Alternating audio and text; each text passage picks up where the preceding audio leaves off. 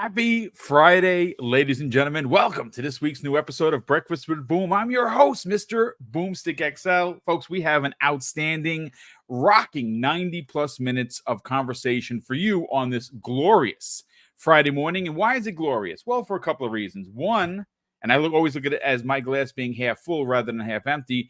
I got up today unassisted. That means that the rest of the day is an effing bonus. But it is All Saints Day for people out there in the Catholic religion that follow that, and Mrs. Boom and I do. It is also Mrs. Boom's birthday, so shout out to the best woman that I know in the world, my partner, my best friend, and of course, today is a very special episode of Breakfast with Boom. It is Mrs. Boom's 4th annual birthday bash, where again, it's her birthday, ladies and gentlemen, but you fine folks are going to get the prizes. That's right. As per the norm, we're giving away 10 $50 gift cards. The hashtag is in there. All you got to do is, put the hashtag in, and midway through the show, we'll do the first 5 winners. Second 5 winners will be anybody in the chat that puts that in there. And of course, it is a digital $50 gift card to your platform of choice. That is going to be Steam, Xbox, PlayStation, or Nintendo eShop. Now, I do want to kind of just put this out there on Front Street. Normally, I'm running like a lunatic to go get these cards because you can only buy so many online before they lock up your cards. I can't have that happen, so I got to go to the stores to actually get this done. The issue is today is Mrs. Boom's birthday, so you have to understand that I'm not going to get a real chance to do that because when it comes to her, everybody else is second. Tomorrow, we're having a bunch of family over, so the whole day is going to be me entertaining, and I got a lot of work to do. So what I'm going to do is on Sunday morning through the afternoon, I will be responding and reaching out to every winner that we will clarify and confirm live on the air here, and I will send your gift card to where you want me to send it to the appropriate winner. Again, it's normally I do it the same day you guys and gals win. It's just today and tomorrow is really going to be tight. So Sunday is going to be my day to breathe.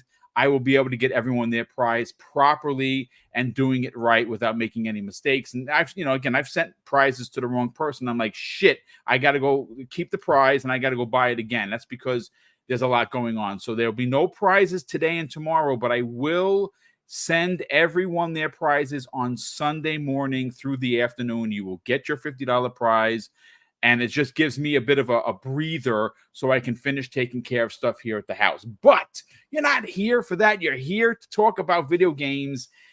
And we have a lot to get into because John from Xbox Era, who I know personally, I consider him to be a great mate of mine, got a chance to hang out with him and his incredible, lovely wife during June's event. Korkenstein, you were there hanging out with us. He put out a tweet that I think is absolutely brilliant. We'll get into what he said, but we're also going to get into, well, continuing the talk of Call of Duty, because I was told by numerous journos that, well, Xbox Game Pass is unsustainable. Xbox Game Pass is going to kill the industry. There is no way they can put they could put Call of Duty into Xbox Game Pass. It's impossible. Well, it has happened, and not only is it selling, it's selling really well on PlayStation and on Steam, up 60+% year over year. Uh-oh, look out. I think that they're wrong. And the biggest Call of Duty launch ever, the most subscribers for both console, Game Pass, PC at any one day, even outdoing Starfield from last September. A lot of narratives were burnt down, and I think that the one thing that I said yesterday, and I think I haven't done a police report in a decade, so I may have to take some time, but I think there's at least 10 to 15 missing person reports that I have to fill out because of all of these journalists that seem to have, well, gone on vacation, surprisingly enough, and are not out there, redacting some of the things that they said. But let's get into the introductions. Korkenstein, welcome back, kind sir. Thank you again for hanging out with us on Tuesday. Great to have you back here. How you feeling? Oh man, I'm doing great. Yeah, so many great news topics to talk about. Yeah, John's just an absolute legend. That dude's such a great guy. Dude, good dude. Yeah.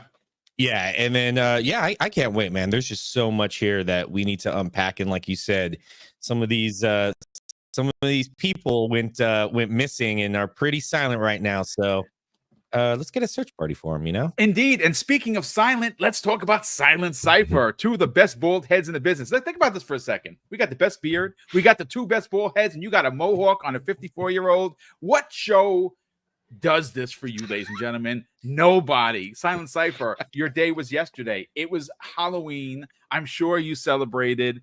It was 81 degrees here in New York. I had you saw this the awesome hoodie that Mrs. Boom got me. I put it on in the morning, and by 11 o'clock, I was like, I am dying. I got to rip this thing off. I didn't even get to enjoy it, but I'm sure that you enjoyed Halloween. How you feeling?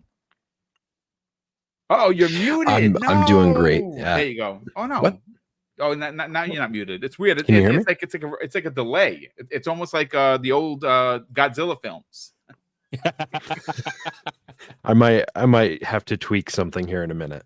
Can you hear me okay for now, though? We can hear you fine, but you are definitely speaking, and then 5 seconds later, what is happening? This is hold on. Let me move my mouth real quick. There you go. Look, I saw him coming. This is what a way to start the show. I love it. I love it. Sorry, that was terrible. Well, I'll get this away and then I will go fix my connection. But I'm doing really well. Halloween Great to have was you here, awesome. brother. The kids had a blast. Nice. Yeah. So it's been really good. We ended up having a lot of fun last night. I dressed up as the Grabber from Black Phone. Oh, which was wow! terrifying That was a great film. My wife and I watched that. That was really good. Yes. Yeah, that was a really good one. But yeah, no, dude, I'm excited because as you said, I always happen to just have the fortune to show up here just in time when everything's going crazy with the Pony universe.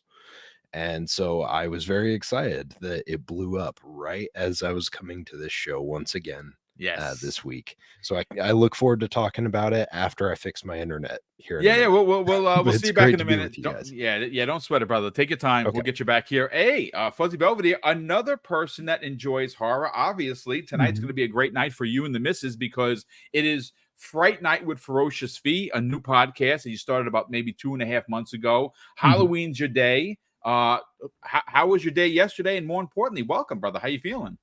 Well, I'm feeling great. Glad to be here with you guys. We took it a little slower this Halloween because we did a lot of the stuff earlier in the month. We did the haunted house like about 2 weeks ago in our neighborhood. Nice. We did the Trunk and Treat like last weekend. So all the kids got their candy and everything. And then as far as like doing like some of the Fright Night type stuff during the evenings and all, we did all that earlier on so we could kind of relax and watch some movies last night. But man, it's great to be here.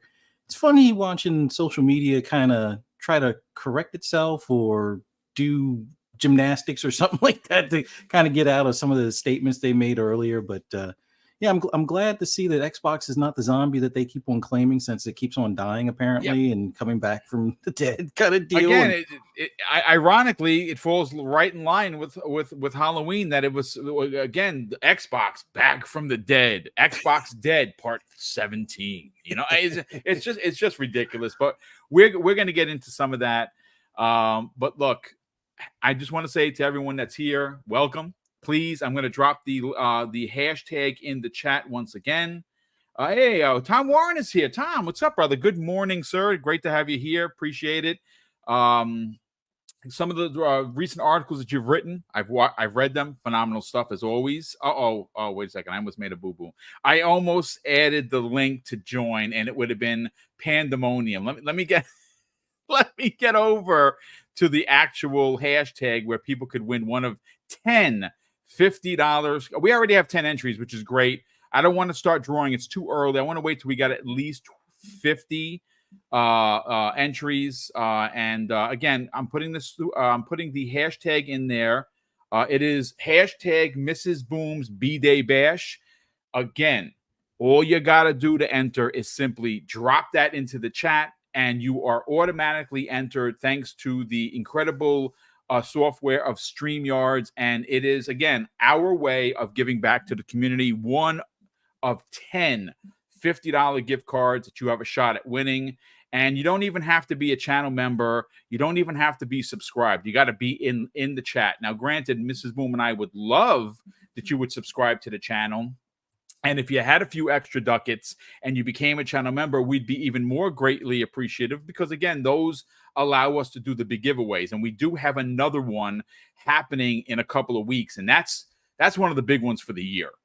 We are giving away, if you did not know, 15 copies of Stalker 2. Now, granted, understand, we're buying those with our own money. That is not being provided by the developer or by Microsoft. We are literally buying 15 copies, digital, of course, and we are giving away to anyone that's going to be in the chat. Again, same way, you add the hashtag and you're good. And it's our small way of supporting the dev. You know, that's been a big rhetoric for a lot of the gaming community, a lot of the journalistic community. You know, support the devs. Well, we're doing that because obviously Mrs. Boom and I were incredibly moved by the developer's story and how affected they've been with the war with Russia and Ukraine. So again, it's a story that you can find out in full detail by watching the the documentary, which you should watch it. It is phenomenal, and it's worth supporting. Let's just say that. But gentlemen, I do want to get into some specifics here. Now, look, as we know, Xbox was supposed to die probably around 10 times in the last 2 years. Right? If it's not one thing, it's something else. And I do want to bring in specifically the tweet that was done by John of Xbox Era. Now, let me just bring it up. I had to shut everything down to reset everything. I want to find it for.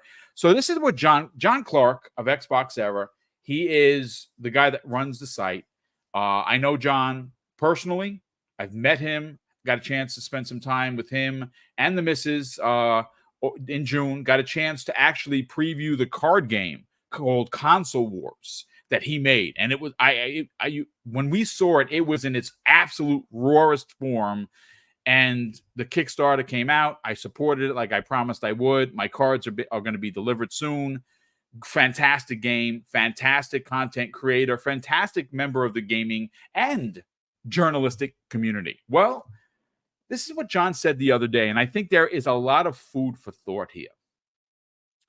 He says this: I think there's a trend of sorts forming with gaming coverage, theorizing in advance that Xbox games, and he specifically points out Hellblade and Indiana Jones are prime examples, are somehow going to be quote-unquote Xbox versions of God of War or Uncharted or other popular games, then being disappointed about what the games are in reality versus what they are in their heads, which is a shame because gaming is all about more, because gaming is all the more awesome when we have varied, diverse experiences.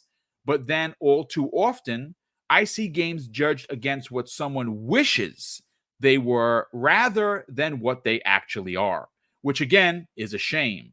I wish indie was like more Uncharted. Why? You've played Uncharted already.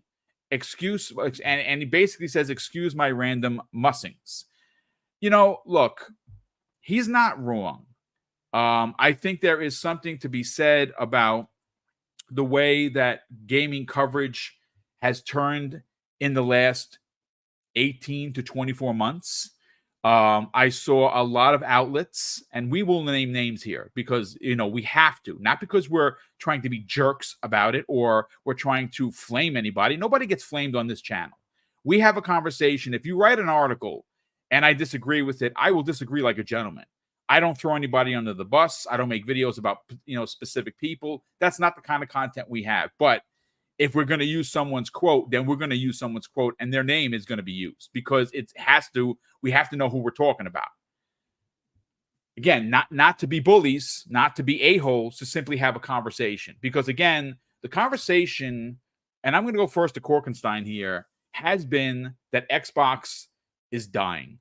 Xbox is in third place. Xbox is going to become third party. Xbox is going to stop making consoles and go full third party because, well, why wouldn't they?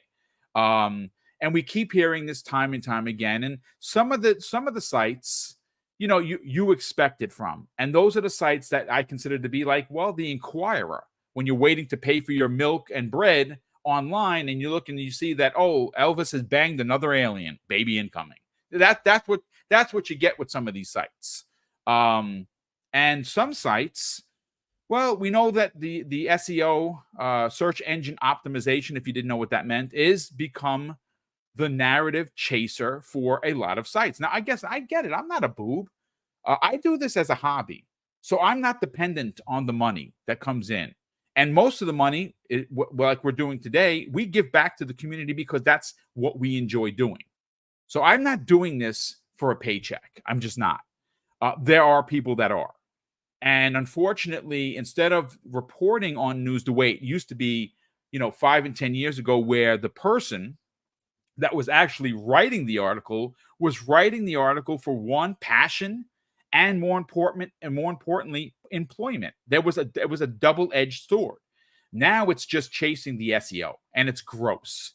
And a lot of the articles are misleading. A lot of the articles are, half-baked.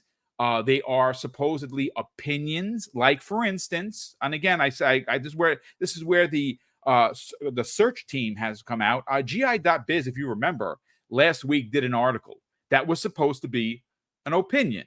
And that opinion was that Call of Duty Black Ops 6 and its release, well, Sony was going to be the bearer of more black ink towards the end of the year, meaning that they somehow in their mathematics thought that 30% was greater than 70. Again, even Destin Legary did a video about it, and he was as perplexed as I am. And I love Destin. He's been doing video after video. He's been killing it lately. And where are they? No rebuttals, no follow-up articles. Hey, I got it wrong. And it really did turn from the person or the writer's opinion into as a matter of fact. And one of those a matter of facts, well, look, Paul Tassi is someone that I used to read all his stuff, and he got into a little bit of a quip with me online. And listen, I don't hate Paul. I don't think he's a monster. I just found it to be very disingenuous, his take when he came after me. And of course, he's a popular journalist. I'm nobody on social media, and he got 1,000 likes basically calling me out because I was like, and again, I'm not going to get into particulars, but it's fine. Well, here's a quote from Paul that aged like 10-day-old milk. And he said this: It should not be our job to buy insert Xbox game just because the Xbox Game Pass model is unsustainable and Xbox can't be trusted. It's sad. Players have to feel put into this position, but here we are. And of course, this is thanks to Extension on Twitter, who actually had a quote underneath from Clobriel. Now, Clobriel, obviously, phenomenal artist, incredible content creator on Twitter, great community member, said Call of Duty Black Ops 6 is officially the biggest Call of Duty release ever. No surprise there. The game set a record for day one players as well as Game Pass subscriber add-ons for launch day, which again broke the record of Starfield last September. And again, I have, quote unquote, the receipts. This is the one that's the most jarring because again, it's one I consider Paul to be one of the bigger journalists out there. And he put this out there. This is now out in the internet. This is his opinion. He's entitled to it. But it's such a marred one-way opinion. I would never put this out there because this is what happens. Now we're going to talk about it. And it's not just Paul. It's quite a few journalists that are out there and have been out there that have been poo-pooing Xbox Game Pass, a call for Phil Spencer when they closed those 4 studios. And again, I pushed back on him. I gave him the business. Hi-Fi Rush, one of my favorite games of the year that it released. I couldn't believe it. Now, thankfully, Tango is still Tango. They're just owned by somebody else, which is great. The studio is going to probably release Hi-Fi Rush 2. Maybe if we're lucky, we get a Ghostwire Tokyo 2, because Ghostwire was freaking amazing.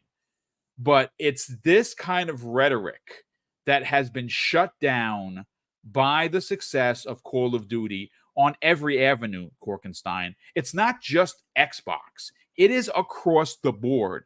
And why I wanted to talk about this is because of what John said, and more importantly, the crickets that is the gaming media right now. No one is going back and saying, hey, I got it wrong.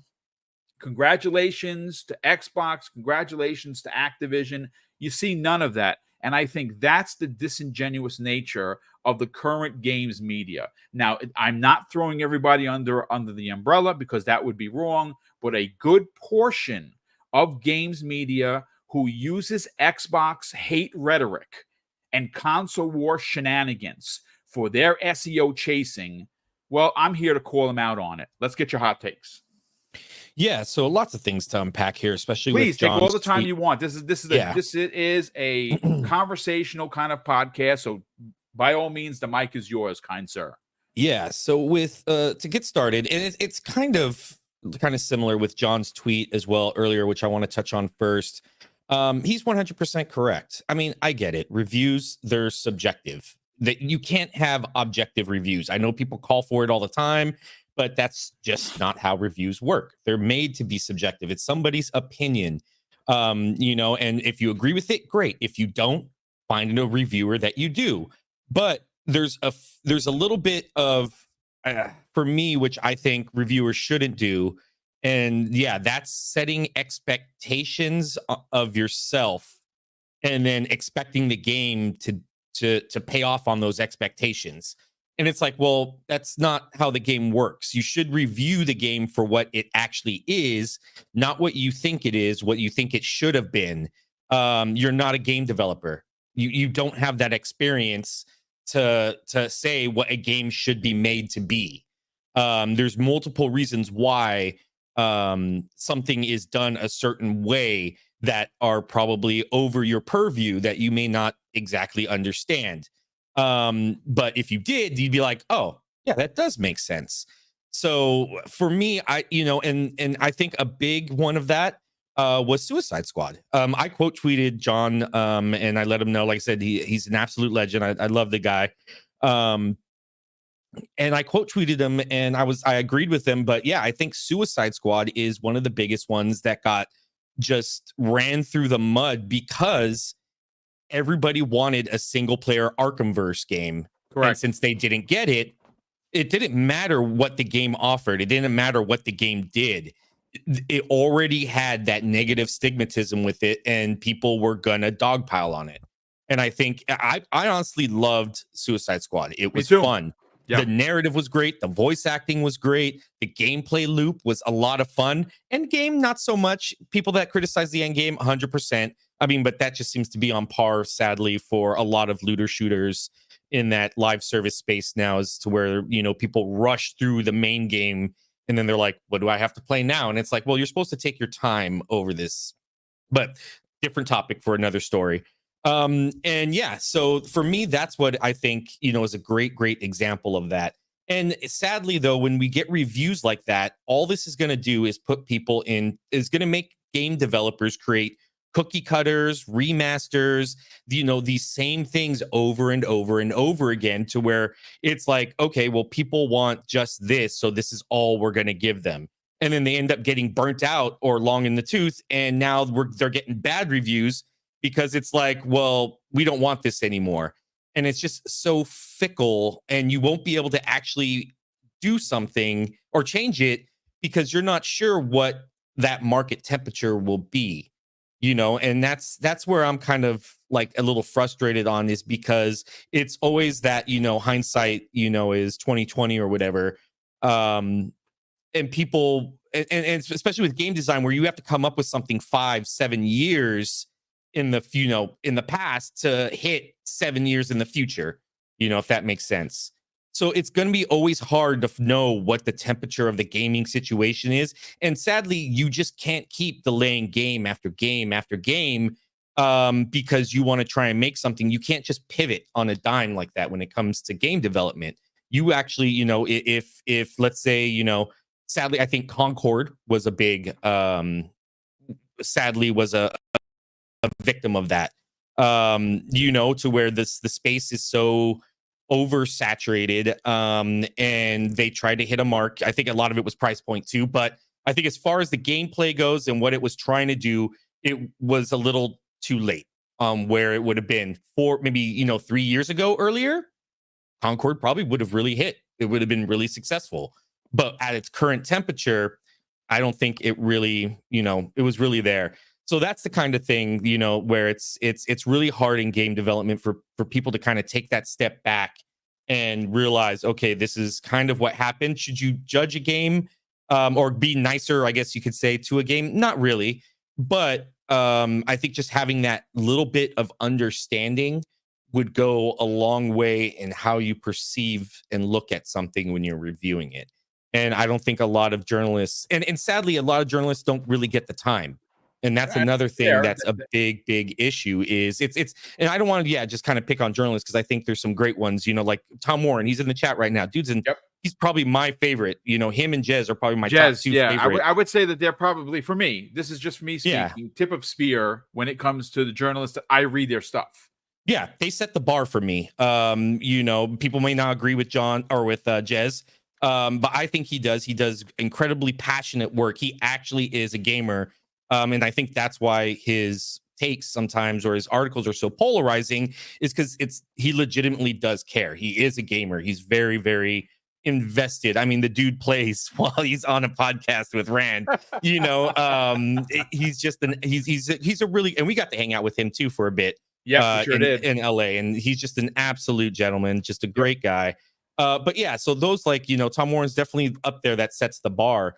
So there's great journalists out there, but it's also sets that time where, like I said, these guys are getting the code 3 days before, and now they have to rush through a game in 3 days. You're going to lose a lot of that nuance. You're going to lose a lot of that, what makes the game that game, because you're just trying to get to the end. You're trying to get these things down on what you're going to review. There's a lot of things that you'll miss out because you're rushing, and that's a game industry problem.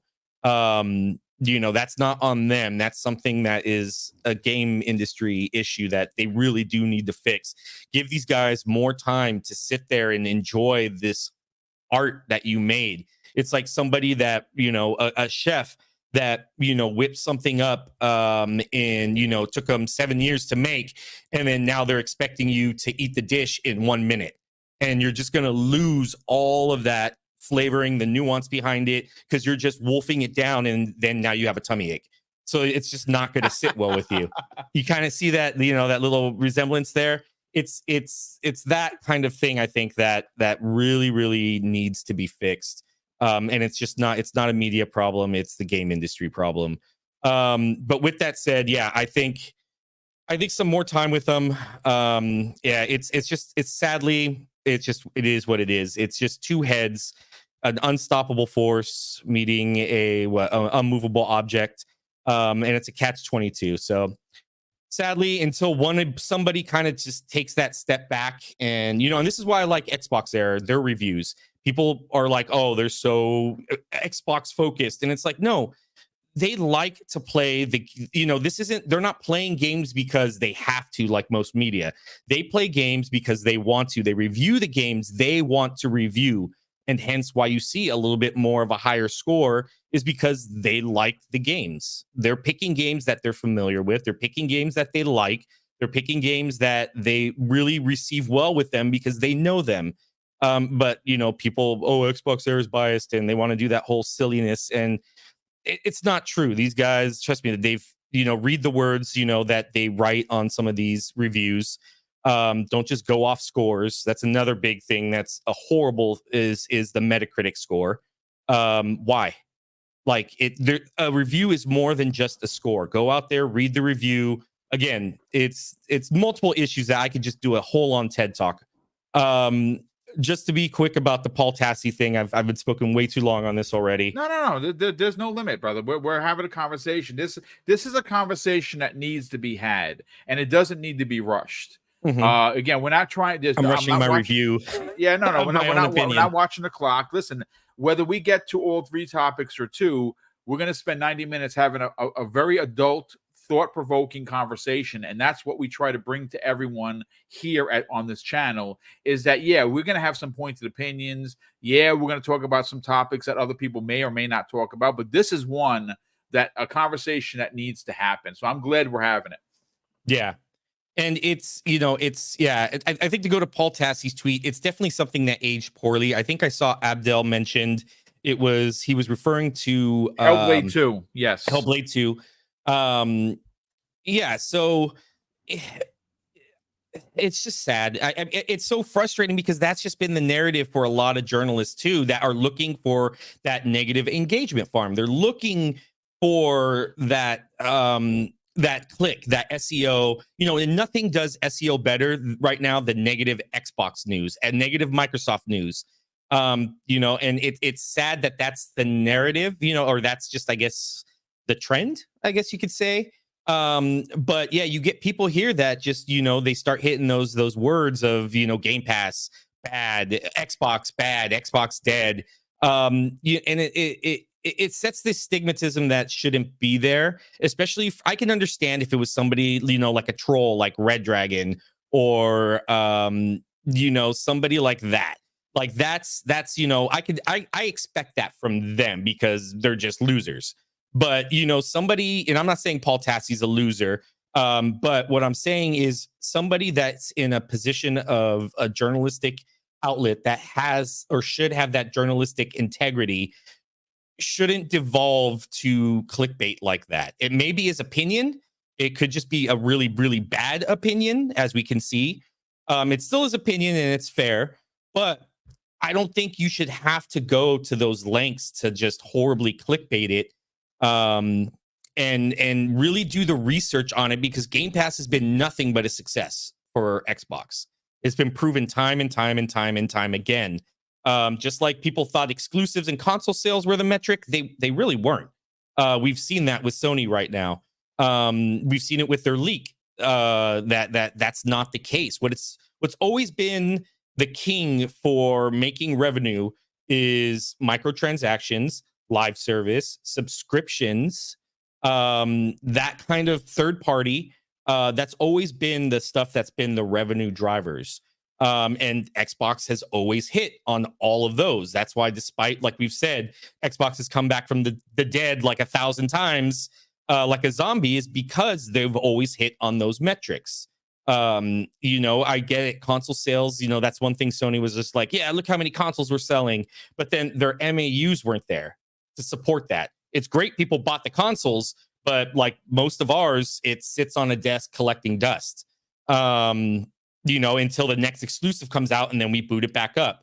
But they don't have that concurrent MAU that they should be having, especially with how many units they have sold. So that's a metric right there that a lot of people seem to miss. And when it comes to Game Pass, that's where it's at. That's why it blows my mind when people try and push a negative view or a negative opinion about Game Pass. That's not what Game Pass is. It's a huge success for Microsoft. I think I will give them credit. During the Xbox One, that was a pretty rough age for us as Xbox gamers and fans. They may have kind of been a little bit not on the deathbed, but they may have been circling it. But Game Pass, I think, in the future, years later, really brought them out. And it's funny because Xbox is actually right about the whole digital DRM, because now we're seeing that where it's at. They were just way too early with it. And maybe this is another thing where Game Pass is just way too early for people to accept and adopt until it's not. I mean, it was so successful that PlayStation had to revamp their subscription service to mimic Game Pass. That should tell you something. But yeah, so stop people with the clickbait. You guys are better than this. That's why, like I said, I know I'm just not blowing smoke up his A because he's in the chat, but Tom Warren is a pinnacle, but he doesn't do stuff like that. It shows that you can still have integrity, you can still have honor, you can still have a very great, well-researched opinion and not have to devolve into the negative clickbait SEO action. And that's something that's a Google fault. It's not their media fault. They just have to go with the trend that gets the clicks, sadly. But that's what it is. Stop, people. Just stop. You're better than this. Give gamers what they want. Be a gamer yourself. And, try and just do the research first. Yeah, indeed. Absolutely. Again, listen, I want this to be clear. I don't always agree with Tom. I don't always agree with Jez. There's plenty of journalists that I'm like, I don't agree with that take. Does that make them monsters? No. And again, let's be clear. Whether he would be in the chat or he wouldn't, Paul Tassi, I got no issue with him. We had a little bit of a back and forth. It was fine. No one was. He didn't treat me like any kind of way. He said something pointed. I disagreed, and he came back. That's fine. I won't go out of my way to read his stuff anymore. I'm a little bit disenchanted with the way he's been behaving. So I'm not going to waste my time, and that's fine. Do I think he is a monster? No, I do not. Will I waste my time reading his stuff or promoting his stuff like I've done in the past? Absolutely not. I'm not going to waste my personal time. It's too precious to me. But with that said, I want to bring in Fuzzy Belvedere. But Fuzzy, before we bring you in here, brother, let's let me catch him on Super Chats. First of all, we got a bunch of new channel members. Scott Gamer Dude, Zach Riley. Thank you, gentlemen, for becoming channel members. We do greatly appreciate it. Sith Lord drops a very generous $2 Super Chat and says, "Happy birthday, Mrs. Boom. Thank you for all that you do." Well, I would certainly pass that message forward. Our absolute pleasure, Sith Lord. Don Otaku, which, by the way, is going to be making his appearance more often because we want to help grow his YouTube channel. Great creator, fantastic community member, drops a very generous $2 Super Chat and says, "Wishing a special happy birthday to Mrs. Boom." Thank you, kind sir. We do greatly appreciate it. Tim the Sorcerer drops a very generous £2 Super Chat. And Tim says, "Happy birthday to Mrs. Boom." Thank you so much for the B-Day wishes. Frederick Williams as well drops a very generous $2 Super Chat and says, "Happy birthday, Mrs. Boom." Certainly appreciate that, Frederick. Big Mad Mo, who's been a channel member for a whopping 30 long months. Big Mad Mo, thanks for being here. And, of course, thank you for the kind words. He says, "Happy birthday, Mrs. Boom. Shout out to the panel. Hashtag boot on next season in full effect. If you build it, they will come. Xbox Game Pass." Indeed. Parksies, 1972, who's been a channel member for a long 5 months. Brother, thank you so much for the generosity. He says, "Happy birthday, Mrs. Boom. Love from the UK." And that's greatly appreciated, brother. We certainly appreciate the kind words. Sith Lord drops a very generous additional $2 Super Chat and says, "Fuzzy, final championship for picks, please." And Highlander 001, generous friend of the program, who is riding around his neighborhood in a tank, by the way, drops a very generous $2 Super Chat and says, "Sorry for missing the show live, but busy rehabbing." Brother, listen, you just take care of yourself. Do not worry about it. Rehab life. Listen, what's great about YouTube and about, the RSS feeds, all of these shows go up there and they're just waiting for you to, listen at your leisure. Great to see you here, brother. Bishop has become a new channel member. So, Bishop, thank you so much for the support. NC drops a very generous $2 Super Chat and says, "Happy birthday, happy B-Day, Mrs. Boom." And, of course, the hashtag Mrs. Boom's B-Day Bash. I got the first 5 winners, which we will read after this topic. Jay Slay, generous friend of the program, drops an outstanding $5 Super Chat and says, "Hey, Boom, any chance we get some gameplay footage from Vampire Survivors DLC?" Holy crap. I forgot that came out. Oh my God. I got to download that. I have been so addicted to multiplayer in Call of Duty. I just hit level 51 this morning. I am 3 levels from prestiging, and I have not prestiged in 2 decades. The last time I prestiged, it's been a minute. I don't usually play Call of Duty. This Omni movement is so fast and so slick. I am going to say, though, the jumping is annoying. The jumping jack guys that just jump all over the place and shoot you dead. That to me is a thing. I guess it's the thing. Where I don't understand some of the movement is the the slide cancel into the jump. I don't know how they're doing that because I can't do that. And they are getting freaking kill after kill. And I'm like, okay, this has got to be some sort of cheesing going on. But I'm still level 51. I'm going to prestige. I want to play games. All I want to do is play games, but I got to be an adult. I got so much to do after the show. It's fine. Adulting, it sucks. What can I say? Yeah. So thank you so much, Jay Slay, for the reminder. I'm going to go download that after the show because damn, the last one with Contra was dope. This one is with Castlevania. Let's effing go. Oh my God. Ultraman drops a very generous $5 super chat and says, I listen to shows like Boomsticks for all of my gaming news and opinions. I can't trust a lot of the gaming media outlets. I feel I can trust Boom and his guests. Well, that's very kind of you. And that means a tremendous amount for me. Having that kind of trust with people, which is why I'm very, very hesitant to report on rumors. I let everyone know that when I do talk about something, that it is my opinion, that it is not fact. Because I've been getting clipped lately, and that's the thing now. Instead of making your own content, you clip others and you try to make fun of them. Listen, folks, I was a police officer for 21 years, and you can imagine some of the stuff that I heard. It's like water off a duck, man. It don't matter to me. But that's fine. But thank you so much for the very kind words, brother. We also have a couple more super chats. I will come back to those, but because I want to continue this conversation. Fuzzy, let's talk, because again, this is a conversation I think needed to be had. Is it going to change any minds or hearts? No. The SEO is going to lead the conversation because gaming media or games media has become big business. And we know a lot of them have to fill their coffers by people clicking on and reading their stuff. Now, some people do it honorably and put out good opinions, but we all know that good guys come in last place. That is just a thing. So if you're an asshole, pardon my French, and you are pointed and you are negative, well, you're going to be rewarded. YouTube does it. Twitter does it, or X. And, well, so does the algorithms for your opinions out there. You put a bad opinion out there, everyone flocks to it, and even though it's a no according to the guidelines of site whatever, it is rewarded by getting you clicks, and clicks fills the coffers. And we've seen more often than not that the way to engage with on social media is be negative towards Xbox. That has become a thing. I said this before, and I really do mean this.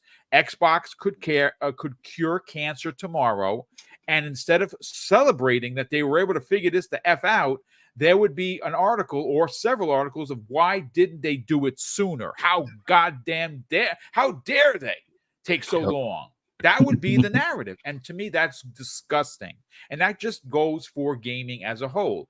Xbox is leading the charge with consumerism at its best. Game Pass is the best deal in gaming, even before Call of Duty. And after it, there is just no denying it. Let's get your hot takes on some of the stuff that we were talking about and some of the stuff that Korkenstein covered. Well, I just want to start off by saying, here's a piece of advice for a lot of the games journalists or media out there. Start asking the questions about PlayStation. I guarantee you'll get the engagement. Now, it may not be the same type of engagement, but you'll get engagement if you start saying, hey, where's Sony's roadmap? If you keep on posting about that, you'll have the Sony fans saying, oh, you're stupid, blah, blah, blah. But you'll get that engagement. You'll get the clicks. I guarantee you that, because there is no roadmap and nobody seems to want to ask that question. Now, is it the fear that you won't get any free codes from Sony in the future?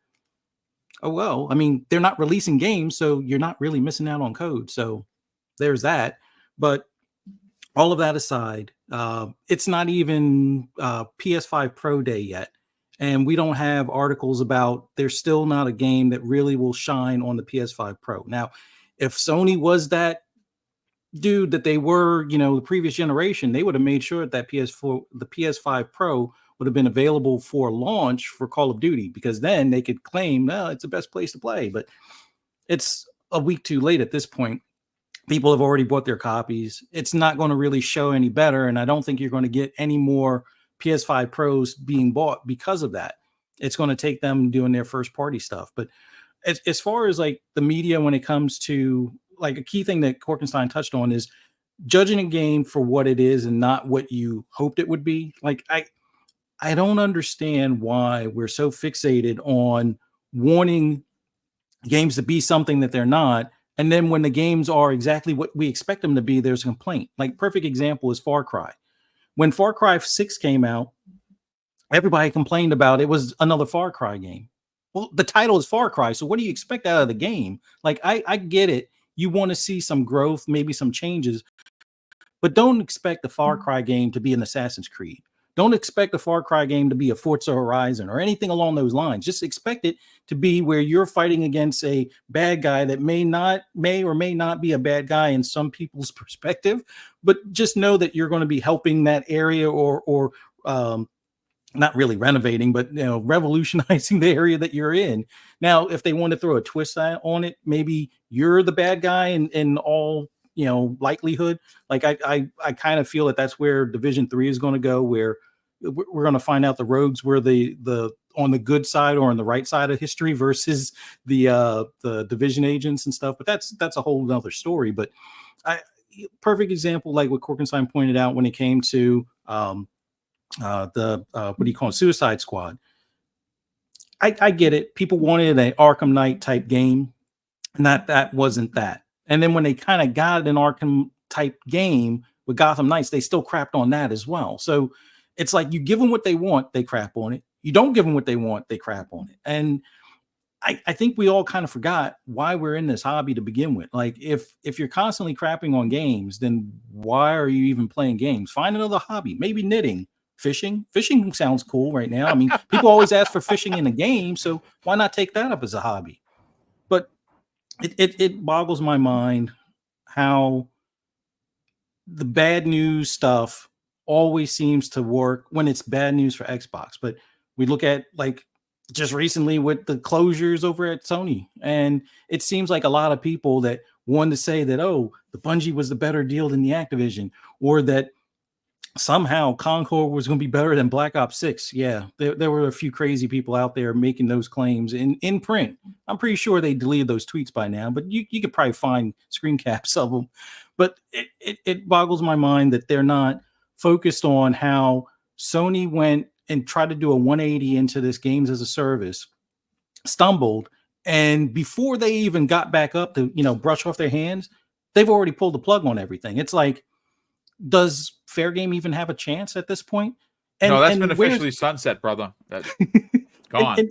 And the journalists aren't even talking about that. Like Fair Game is going to be that next games as a service.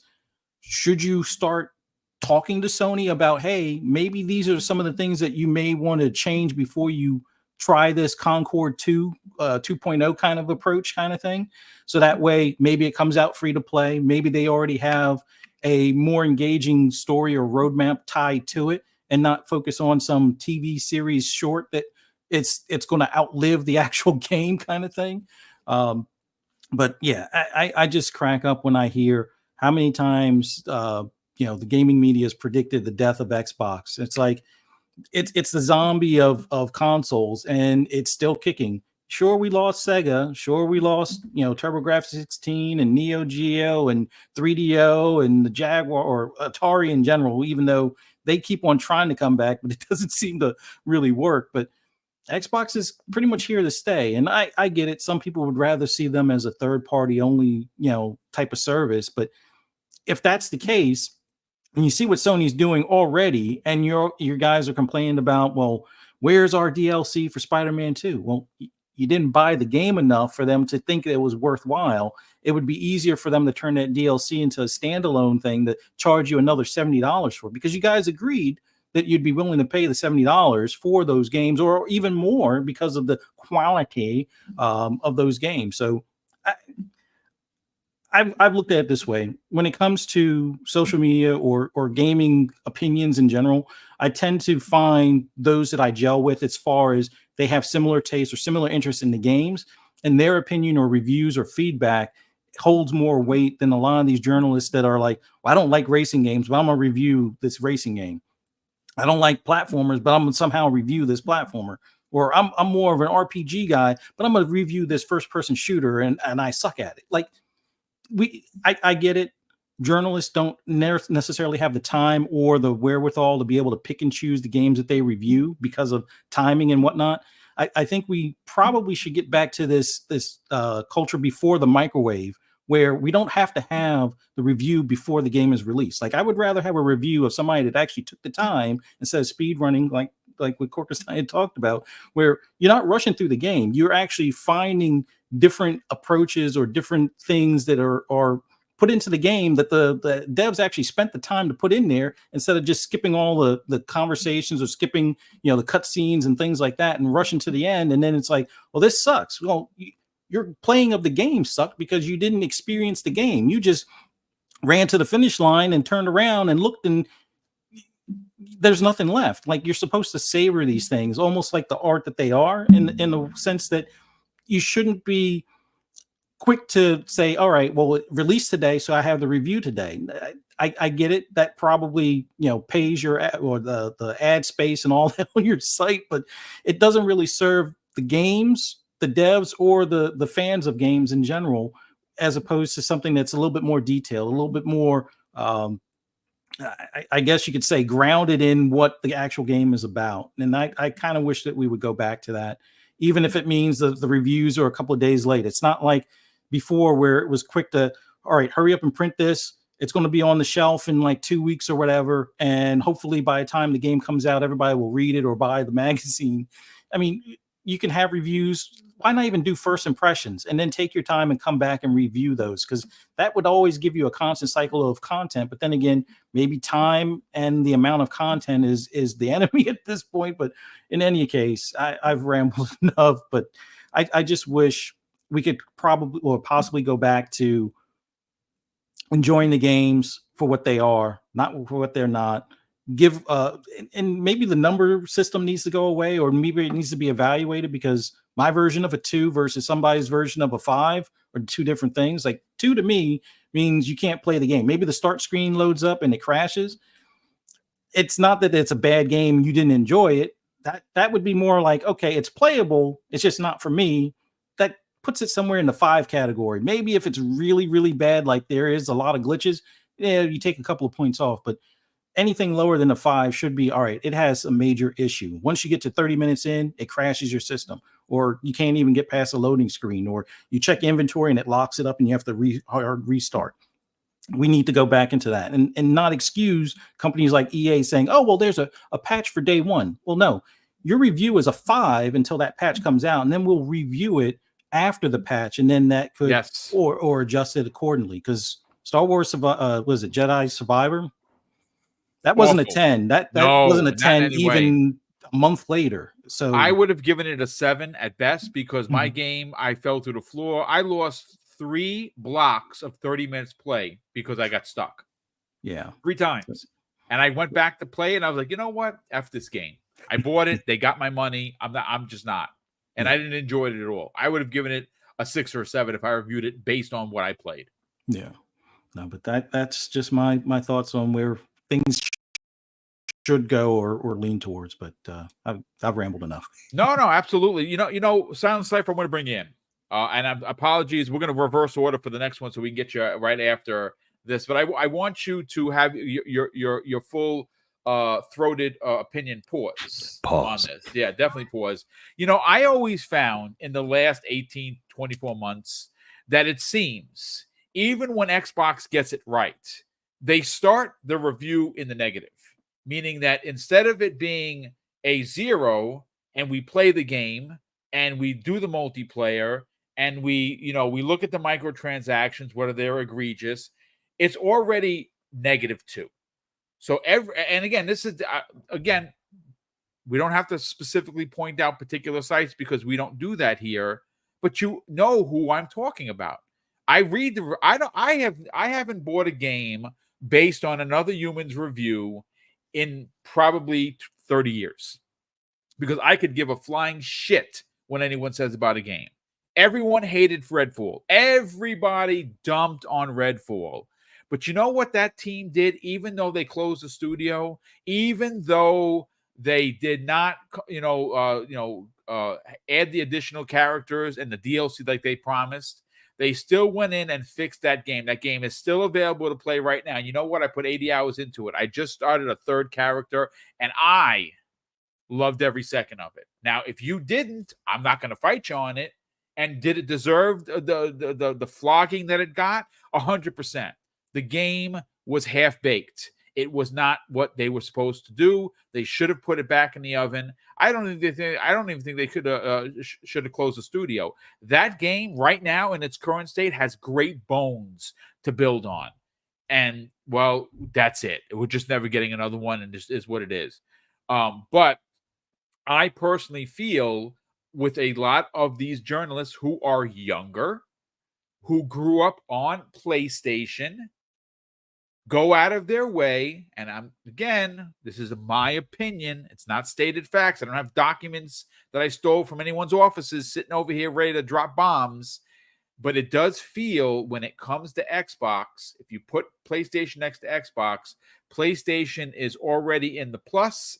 Xbox is in the negative. I'm sorry. That's how it looks. That's how it feels. That is how some of these reviews are, especially when you see a game identical, right? We know which box is the more powerful box. Somehow, Xbox is getting 2, 3, 5 points less, sometimes even 10. But like, I don't understand. Aren't they the same game? Aren't they literally running the same engine? Maybe one's doing one a little bit better, but usually it's on the Xbox side. They get no credit for it. Let's talk about John's article. Let's talk about your personal opinion about the journalistic integrity that is lacking in journalism today. I'm sorry, it just is. Games journalism has become a farce, and it has become nothing more than who could shit on Xbox more, larger, and quicker. Take it away. Yeah, no, I mean, can you hear me now? Yes, you're Okay. not the old Godzilla films. So this is good. This is good stuff. Yeah. We will stop him. Yeah. Yeah, no, I agree with you guys fully. Like, obviously, you guys have touched on it really well. You've touched pause. You've covered a lot of these things pretty well so far in regards to this. But I will say one thing. You go back and you mention the fact that Microsoft, like, there is an imposed tax. Whether people want to admit it, they want to call it that, they want to call it bias, whatever. It is what it is. It's been there. It's been there for decades. It's just how it is. A bunch of bros got super into Sony and they've stayed there all their time.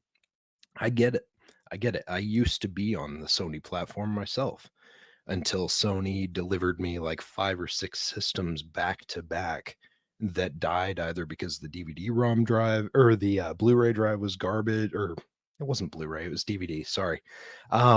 Whether the drive died on me or when they released the small version, my power brick catching fire, there are things that they have done over time that turned me away as a customer. And I really enjoyed the games that they brought out back in PS2 era, but then they shifted away from what I liked. And they got way too they got way too confident in themselves. They got way too up their own butts about it. They were way too confident, way too excited about it. And the Sony we've had since PS3 era is just not the same as it was when we grew up with it. And they continue to be this. Like, every time that I think that there's this glimpse that they're going to suddenly shift and they're going to start being the Sony I loved, they somehow manage to crap all over it. Be it canceling Twisted Metal, be it not bringing out another Killzone, be it whatever, you name it. They've done a really good job of that so far. I know obviously this isn't our main topic in this, but I just wanted to mention it, right? Is like, I get it. I understand that there's that favoritism there. I was there in the past too. I tried Xbox. I was willing to try a different ecosystem, and I found out that I really enjoyed playing online in a time when Sony barely even had the actual structure to play online. And so I shifted to Xbox. And I kind of just never really went back. I kept trying to go back occasionally. I'd pick up a system, I'd try their games, and it just didn't really resonate with me anymore. It was a time and place situation, I feel like. In regards to Microsoft always having this constant I guess, negative points before they even go to a situation. I'm convinced that Microsoft has put all of their upgrade points in everything else. They didn't put in charisma, because whenever these things happen, I feel like they're still suffering in this playthrough of the game side of things, because they never put points in charisma, or like something they messed up when they started this process. And it's like playing Mass Effect or something without any charisma or intelligence. You go through there and you just sound like a damn zombie, and no one's interested in you or cares. And it feels like that's kind of where Microsoft is they could say something amazing, people still wouldn't care, because they're like, well, whatever. You're this. We don't really Yes. care. I did want to jump back to something that Fuzzy had said. He mentioned Please. Far Cry. Now, I agree fully with Far Cry, right? Like, you get people who come in, they're like, well, it was another Far Cry game. What did you expect? It's in the name. And guess what? When they tried to make a Far Cry game that wasn't really Far Cry with Far Cry Primal, people freaked out about that too. So how do you win, right? Like, someone's going to complain one way or another. It doesn't matter what happens. They're going to throw a fit. Someone's going to be vocal. Someone's going to get, their feelings in a tizzy or something for whatever reason. I don't know why. It's how it is. And unfortunately, the internet has allowed a bunch of intolerable people to put out really bad opinions, and somehow they gain traction. And it's the world we live in now, right? Like, it's what it is. I also think, as Fuzzy mentioned, he mentioned the scoring system, and I think that should have an overhaul. Honestly, I really don't see why we're still putting numbers on these things. It's ridiculous that people are putting those ratings out there, and it's more than just a number. Like, there's a lot that goes behind that. If someone sees the game's a 5 or a 6 nowadays, it's not even considered at full price purchase. Right? Like, back in the day, if something had a 7, or if it had like a 6 or a 7, people are like, oh, that's pretty decent. It's not amazing, but it's decent. Nowadays, if it's like a 5 or a 6, you may as well just expect that that person's not going to pick that game up until it's in the bargain bin, because that's how people's perspective has gotten to it at this point in time. And it's that negative um, carryover from the ratings that we see from these people.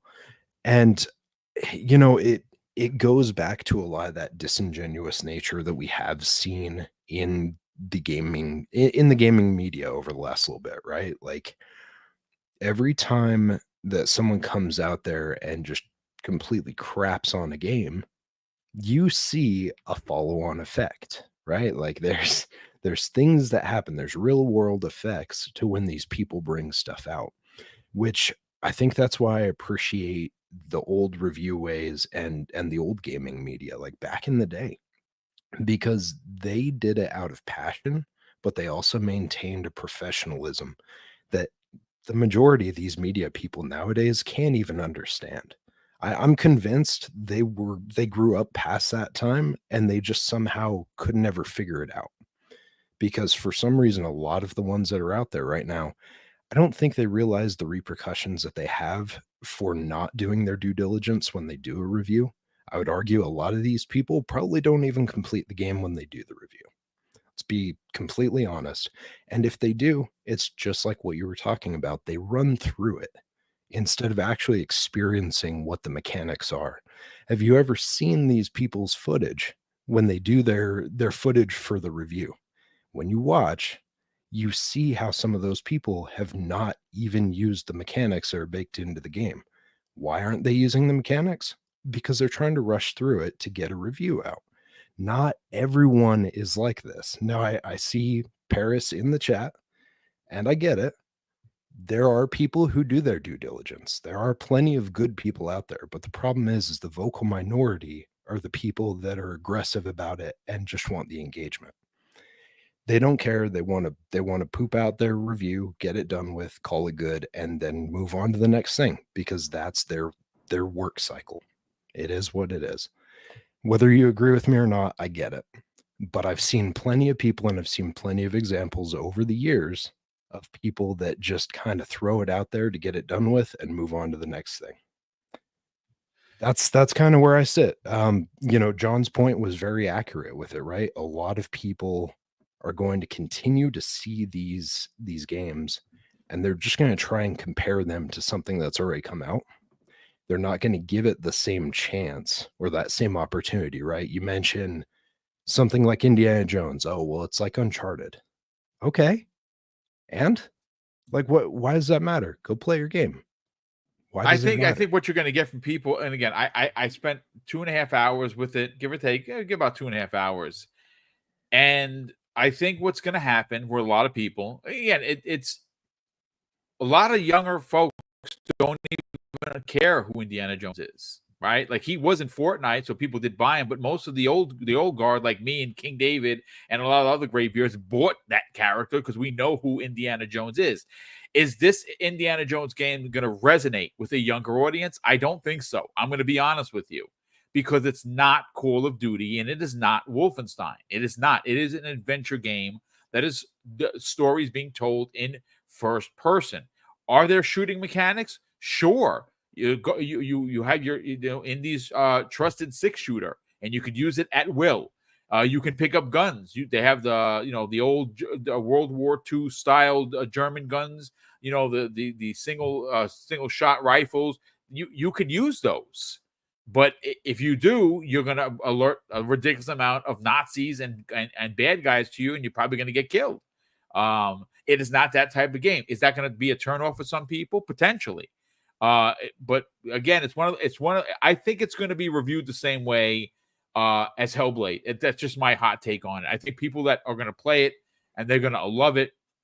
It has amazing graphics, sound, attention to detail, everything you could want in a game. Story, atmosphere, voice acting. It's there on display, and the dial's been turned up to 11.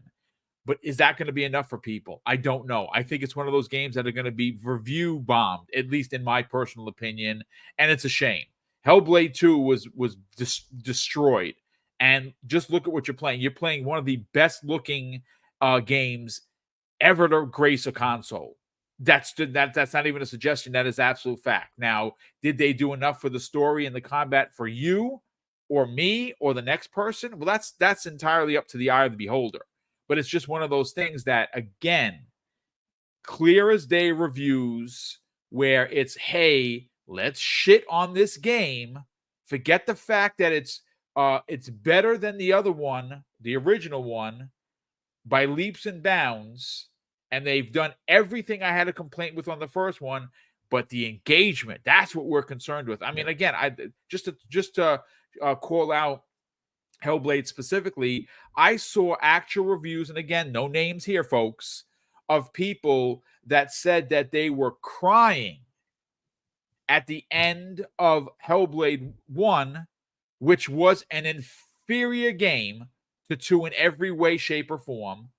And then the media narrative switched to, hey, I'm playing the game, I'm enjoying the game, I'm in the game's business, holy shit, I'm actually reviewing games. This is incredible. To what's the SEO count? Oh, talk good about PlayStation, we're getting the clicks. Talk negative about Xbox and dump on Hellblade. Oh my goodness, they're gonna come in. We're gonna get paid out the yin yang. And I'm sorry to say that is how I feel about games media. Sorry. Isn't it ironic the fact that all these years Sony fans have always been, they've been saying that Xbox doesn't have good games. They're not as good as Sony. Yep. Because they're not that cinematic, that, AAA budget type of game.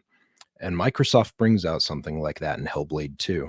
And what's the first thing that they complain about? Oh, it's too cinematic. It's too cinematic. It's only like a 5 to 6 hour experience. That's exactly what you'd been playing previous on your system. But now that it's got a green tag on it instead of a blue tag, you've gotten upset and you've gotten in your feelings about it. That's ridiculous. Yeah. Like, play your games wherever you want to play them, but keep it a buck. If you have a problem with something because it's a valid complaint, then sure. But if you are only judging the game because your little ecosystem is not where that game primarily resides, get over it. play your games and just get over it. Like isn't that what we're here to do? Is to play the games, enjoy the games as they come out. And a lot of these developers do some pretty amazing things. And you guys mentioned the fact that some of these games had the, I guess, had it like the negative impact of the fact that they had started making these games so many years ago that by the time these games come out, they've missed that window, right? You look at something like Concord, where that game style, had it released a few years ago when there weren't as many in the market, it probably would have done better. It's the same thing as when we heard that Halo was going to end up having a battle royale mode, right? Had they released that 3 or 4 years ago, it would have gained traction, would have caught on fire. But if you released it now, it's too saturated. Like, yeah, you'll get some folks that like Halo that will play it, but it's not going to gain the same market share as something like Fortnite, because Fortnite's taking most of the air out of the room. Like, it's just what it is. And from from what I can tell, unless they surprise us, it kind of seems like Microsoft might have realized that and said, hey, we need to scrap this. We've missed that opportunity. Maybe. I mean, maybe they'll surprise me and they'll announce it here in the next year or two, and I'll be like, oh, okay. And we'll see how it goes. But it seems like there is definitely that factor. The games take so long to make sometimes nowadays that by the time you release your game, you're possibly in there with 6 or 7 other games that do the exact same thing yours does.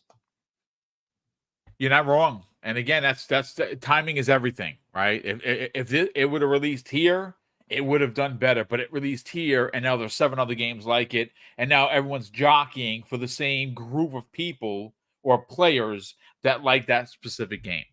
Listen, it is what it is. Look, this is a topic that went long, but we still have Phil Spencer getting the last laugh on the media when it comes to, of course, Xbox Game Pass and Black Ops 6. Because again, sorry, to make this all about the games media, but it is what it is. We have been hearing for quite some time that Game Pass is unsustainable. Xbox Game Pass is failing. It's not growing. It doesn't have 50 million subscribers like Disney Plus does at the same time frame. So they should pack it up. Again, going back to what we said in the opening of the show, is just look at what that article that came out last week from GameIndustry.biz. That journalist is nowhere to be found, right? I didn't see him doing rebuttal. He basically said that according to his math, 30 is greater than 70. I mean, I didn't know that was a fact, but I did go to school, and that fact is not true. So again, the article that wasn't an opinion piece turned out to be more as a matter of fact. And I gotta say, congratulations to Activision. Congratulations to Xbox Game Pass for still breathing, still having air in its sails. And it turns out that this particular Call of Duty is the best in the business. It's the biggest launch in the franchise freaking history. Think about that for a second. In Game Pass for free, because that's how it's being framed, right? It's in Game Pass for free, ladies and gentlemen. It's still up 60+% on PlayStation year over year, 60+% over on PC year over year, right? Selling here, there, and everywhere. Number 1 in every store. Now, granted, on Steam, that has changed thanks to Dragon Age, which I bought. I have not played. Looks really, really good. I stayed away from all the negative media. People going with their stupid narratives. Again, it's just gross. With some of the stuff that people are saying. I went on a blocking brigade spree because I don't need any of that in my timeline. If you're going after this game for narratives, I'm just blocking you because I don't got time for that. I'm too old for this shit. But gentlemen, I want to catch up on super chats. There's been a lot of them. We have Will Broke Boy Lewis drops a very generous $5 super chat and says, I found the perfect pick of what Cork was talking about in regards to some of these Twitter guys. It says, please be mad at me. I need the $1.27.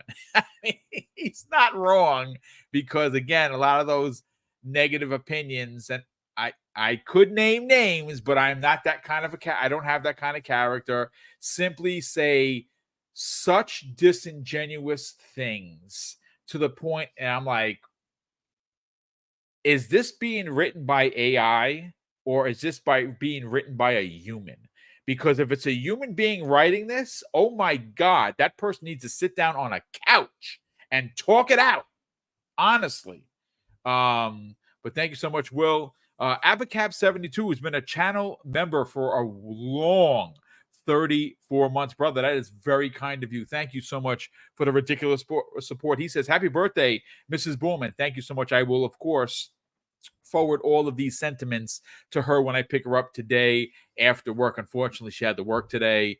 But the Black John drops a very generous $2 super chat and once again says, happy birthday, Mrs. Boom, and to a fellow Scorpio. Yes, she certainly is. And you know what? Like a scorpion, she does sting. If you piss her off, she does cut you off at the ankles. And I love that about her character. Will Broke Boy Lewis drops an additional $2 super chat and says, haven't verified, but heard a Call of Duty double XP weekend. I hope they do that. And I'm going to be pissed as F if they do, because you know how hard I worked to get to 51. And I only again, I bought the endowment pack, which I'll talk later on, which I think everyone should do because it supports the veterans. And it only came with freaking one 60-minute double XP and one for the weapon, which I have now used. And I'm like, can I buy some more of these? Because I want a prestige already. But no, I haven't. So I've been out there grinding away on Call of Duty, not playing anything else, because damn, that multiplayer is good. So yeah, hopefully by the end of the day, I will have prestige for the first time in potentially 2 decades. And this is a really good Call of Duty. And the new season, or season 1, starts November 14th, which again, I am praying to the gaming gods, ladies and gentlemen, that 117 is the first character that you could buy, because my God, I'm going to throw my wallet at the screen. Let's see. Will Brookway is correct. It starts today. Either it's already started or it starts today for the double XP weekend. Mother, father, sister, brother. Sweet. Well, there you go. So thank you, Will. He didn't steal it, but he poured salt on the wound. But yeah, I gotta get down with the community. Today's just not the day because it's just so much to do. Hey, Yes, boom. sir. To be fair, Yes, I know what you mean, because I'm right there with you. I think I'm like level 44 right now. So I'm there. I've put the time in without that double XP, but you did end up getting a whole bunch of rare achievements that other people will not be getting. that is true. That is very, very not that true. that really matters, but you know. No. It's fine, as the kids like to say. Silver Afro, who's been a channel member for 37 months, brother, that is incredibly kind of you. Thank you for the support. He says, happy birthday, Mrs. Boom. Thank you for that, sir. Scott Woodford, who's been a channel member for 4 months, says, happy birthday, Mrs. Boom. Love the new Call of Duty and excited for Indiana Jones. Just enjoy games. Indeed, just simply enjoy games. And I enjoy games on all platforms. And I think everyone, listen, if you, gaming is a hobby and it's an expensive one. Okay. I am very blessed that I have all the consoles. I don't game on PC. That's a choice, not because I don't want to. I can buy a rig. It's just not my bag. I don't like PC gaming. I never have. So I like console gaming. Even if I'm going to get less FPSs, that's fine. But I enjoy console gaming, and I am fortunate enough to have all 3, and I buy games on all 3. It's just what I do. But that's a great point. Will Broke Boy Lewis drops an additional very generous $5 super chat and says, I read an article from a reviewer. He said he never mentions technical issues, as he assumes tech issues will be resolved at launch with the day 1 patch. Yeah, and that's listen, again, I don't know who the reviewer is. That's a really poor take. I don't want to use the word dumb. About assuming things. Yeah, when you make an ass out of you and me, and don't do it, because I don't want to be an ass. So yes, that's absolutely that. Actually, the first time I heard that phrase was The Odd Couple, way back in the days, and people don't even know what I'm talking about. I'm old, so there you go. Let's see. We have Brett Bingham drops a very generous $5 super chat and says, November is here. Fellow stalkers, that's not what I meant. Pause. Stalker 2 comes out this month. Yeah, indeed. And again, to kind of just let everybody know, because we got a lot of people here. We got almost 800 people here. To give back not only to the community, but more importantly, the developer. They have been through it. They have been relocated and uprooted from their entire studio to Prague, and they are currently now safe. But that does not take away from the fact that they lost members of that dev team that stayed behind to defend the country and died in the line of duty. Again, I do ask you that you go and look up and please watch that Stalker 2 documentary. It is so moving. And I don't even understand how the game's coming out. And again, I'm getting goosebumps talking about it because I couldn't imagine being able to be moved out of your home country because it's being invaded. Right? There's a war that's been going on for over 2 years. Thousands on both sides have died. It's just awful. And the fact that game is still coming out is unbelievable. So Mrs. Boom and I were incredibly moved by the team and what they've been through. So we're giving away 15 copies. We're buying 15 copies. Now, granted, they are the regular version. We don't have that kind of money where we can get you the deluxe version. We just don't. Sorry. But we're going to buy 15 copies at full pro. No one is supplying those copies for us. We are buying those with our own money, and we're going to give them away on a show that we will announce later as we get closer to it. I'm trying to work with their PR. I reached out. I have not gotten anything back yet, but I just emailed them yesterday. I want to hope that I can at least get one or two people from the team on the show to kind of talk about the game. I'm working on it. If I don't, it's fine. We're still giving away 15 copies, but it would be super cool to have them here. So yeah, thank you so much for that, Brett. We also have Jay Rambert, who's been a channel member for 1 month, says everyone knows Paul is a stallion whisperer. TTS, boom, and great panel, by the way. I mean, whether he's a PlayStation guy or he's not, when you put your opinion out there, it's supposed to be fair. It's supposed to be concise. It is supposed to be, even if it's pointed, it's supposed to be factual. That is what a journalist is supposed to do. Journalistic integrity should be the forefront of how you write your shit, and it's not. It is not like that anymore. It has not been like that in years, and to me, it's disappointing beyond words. So thank you so much for that. Torino Johnson drops not one but two super chats. The first one of $5. He says, my best friend just gifted me a 2 terabyte Galaxy Black Series X the other day, and I'm loving it. He bought himself one as well. Dude, that is freaking awesome. I got that console. Again, I wouldn't buy a PS5 Pro because I don't play my PS5 enough to warrant the money, but I did need the space. I had a 2 terabyte card in the back, and I was out of space, and I was like, you know what? Let me trade in my old one. I got almost $400 for my launch Series X, which is bonkers from GameStop. They're not offering the same thing anymore, and I just added the additional $200 to get the Galaxy Black, which I have here, and I needed the space. And lastly, he says this after dropping a very generous additional $2 super chat. Happy birthday, Mrs. Boom. May you see many more. Indeed. Thank you so much for the very kind words. But Silent Cypher, let's go right back to you.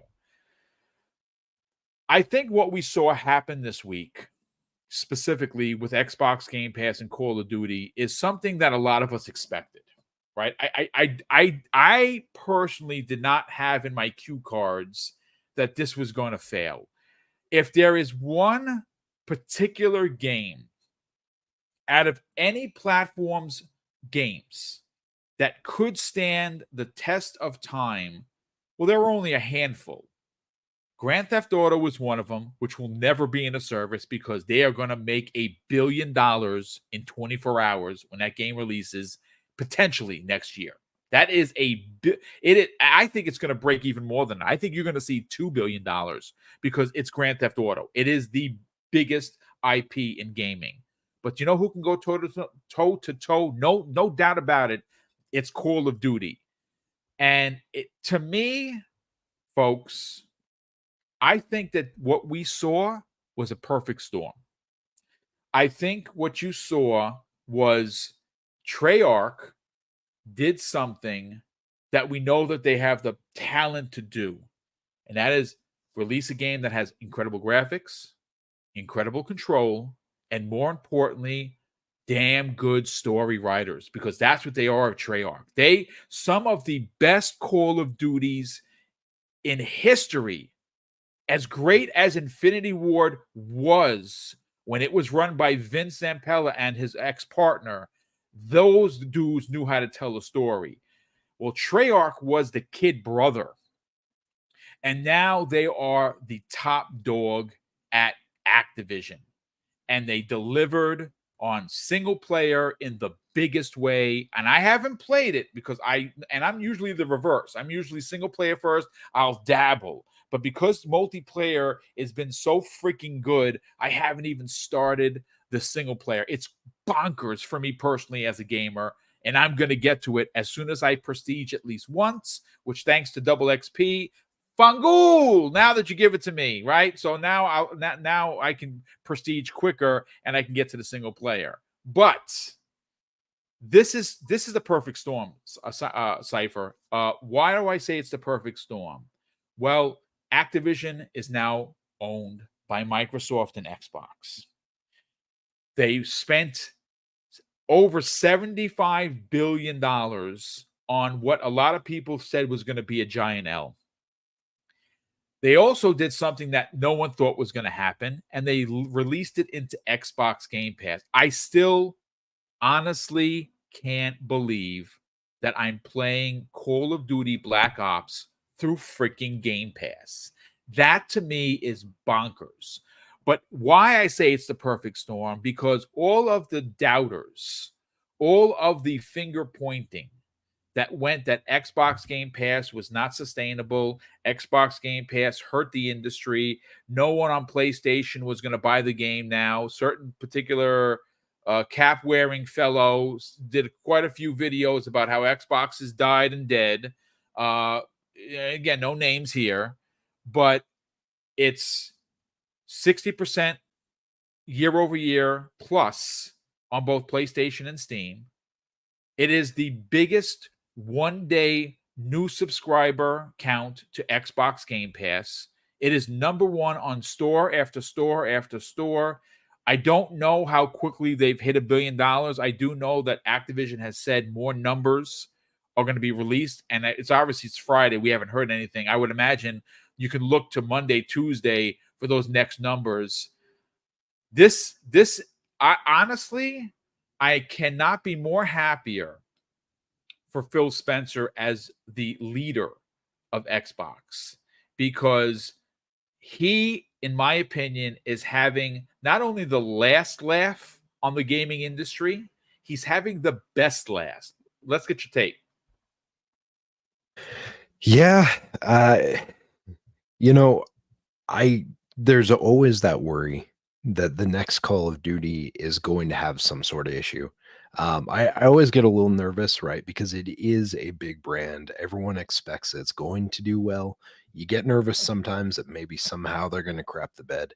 But then in a situation like this, like they proved themselves fully that this is a solid product. Like the campaign, from what I've played so far, I've really enjoyed the multiplayer. Like you said, I try and usually, if I'm going to do the campaign at the time, I try and get that done first, and then I go to multi.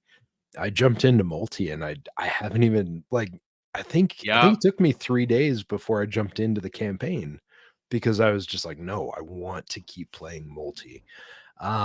It's been really good, and the campaign, I don't want to spoil anything, but I will say there was a mechanic that popped into the game early on that I was introduced to just pretty close to where I got to yesterday.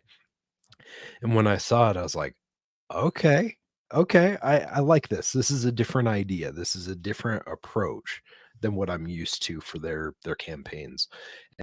it gets me excited because I feel like it's maybe more fleshed out than some of the stories have been in the past, or at least that's what I'm gathering from what they just showed me. But again, I won't say anything because I want it to be kind of a surprise. It caught me off guard. I had no idea about it going in. Um, yeah, you know, this team has done an exceptional job from what I can tell with this game, and I'm really happy to see one they did end up launching into Game Pass.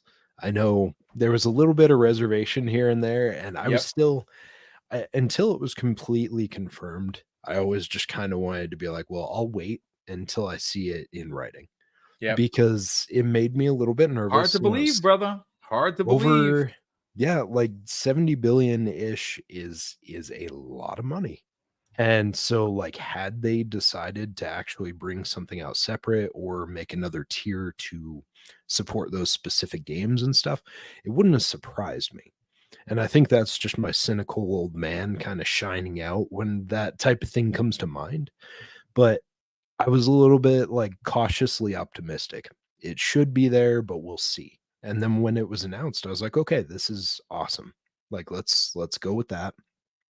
I knew right off the bat they were going to offer the $30 pass as like the upgrade because they've been doing that for years with Forza and some of the other games also. And so I was like, cool. Well, you've immediately got my 30 right there. And the costume shop and stuff, like with the endowment pack and anything else that comes out, they have a lot of really good skins on those games.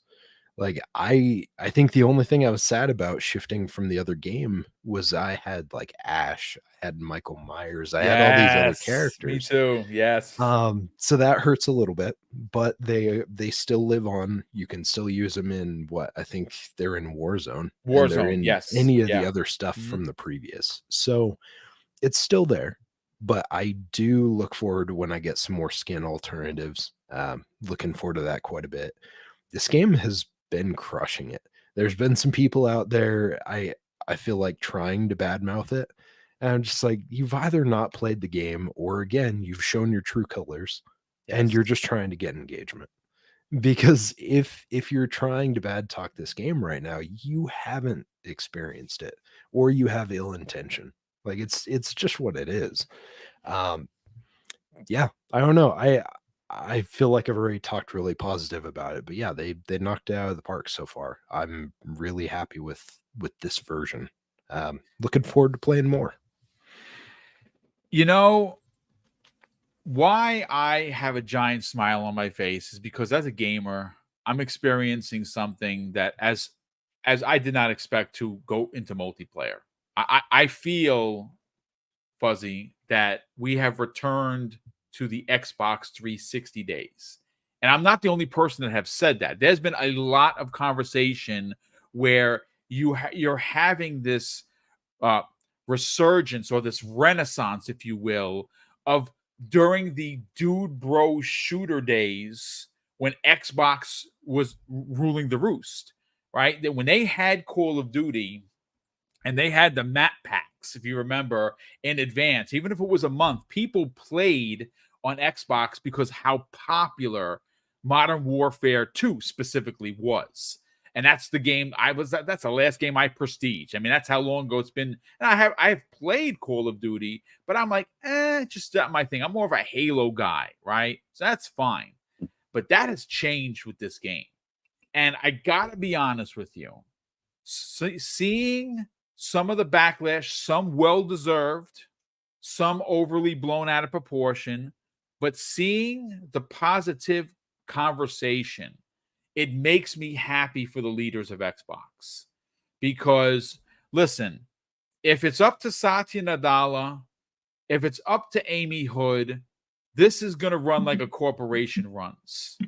But you have people in place with big voices that care about this community to a personal level, care about the Xbox brand, and more importantly, are gamers.